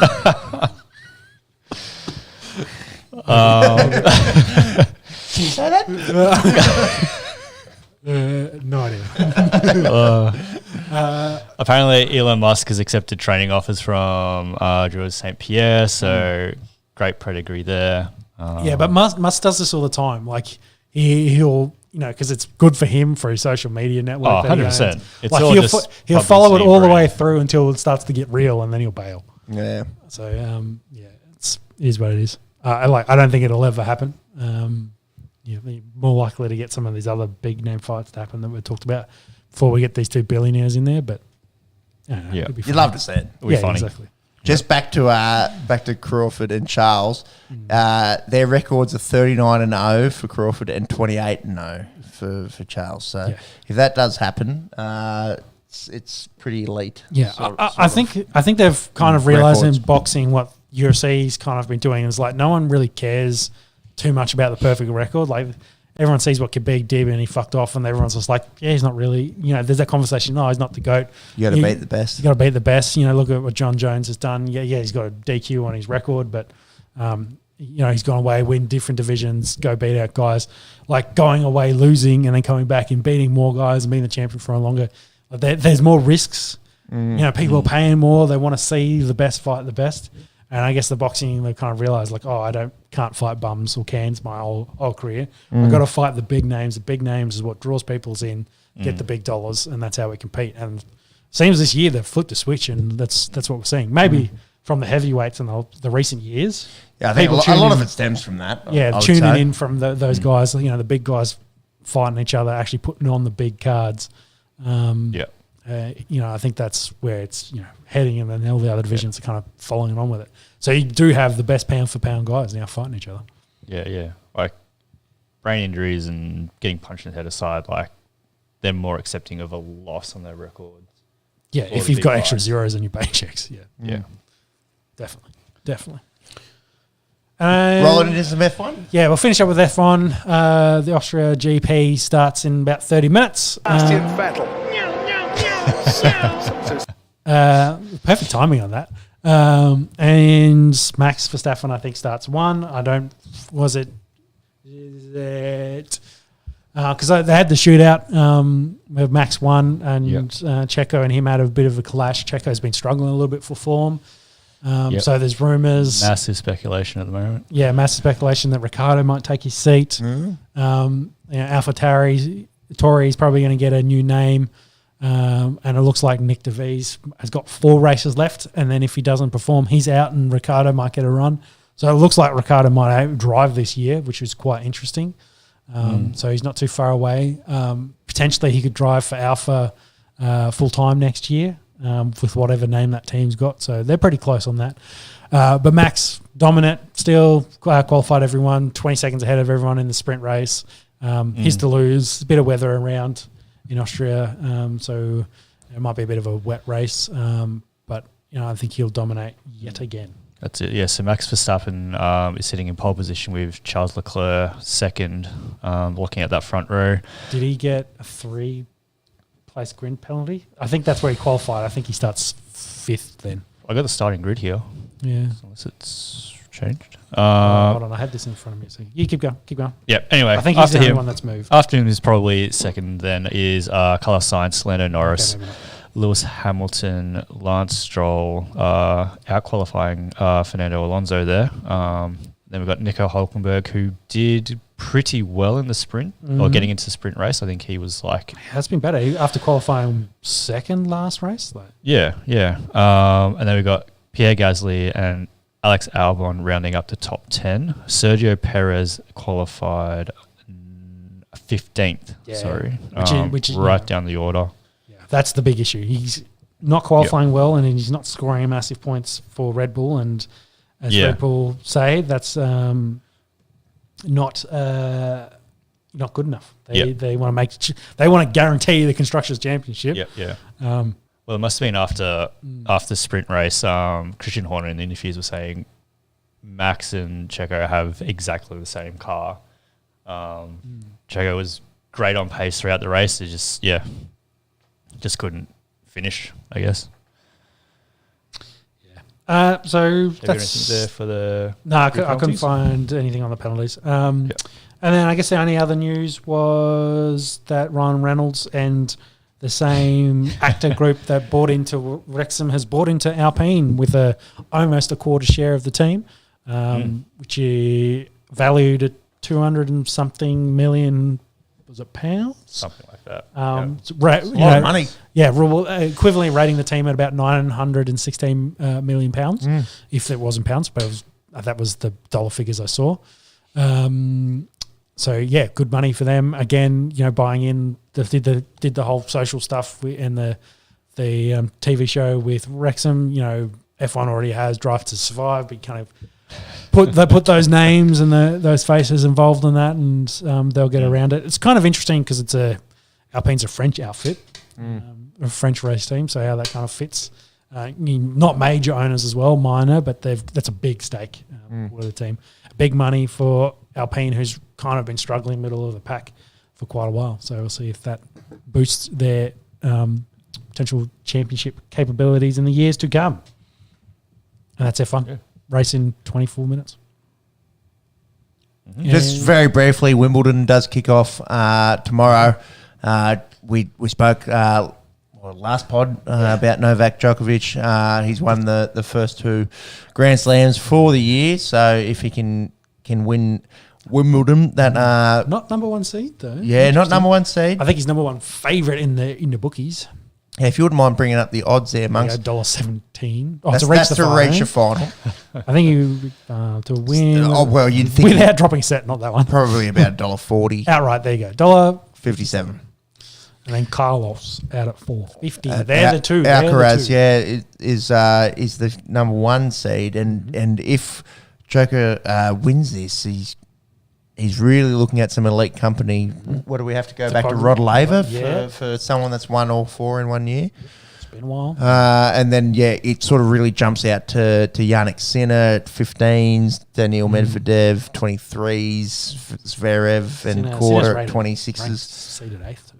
Of the Aussies, I think the Demon is the highest ranked or seeded. Yeah, Kyrgios is actually shorter odds, which is interesting.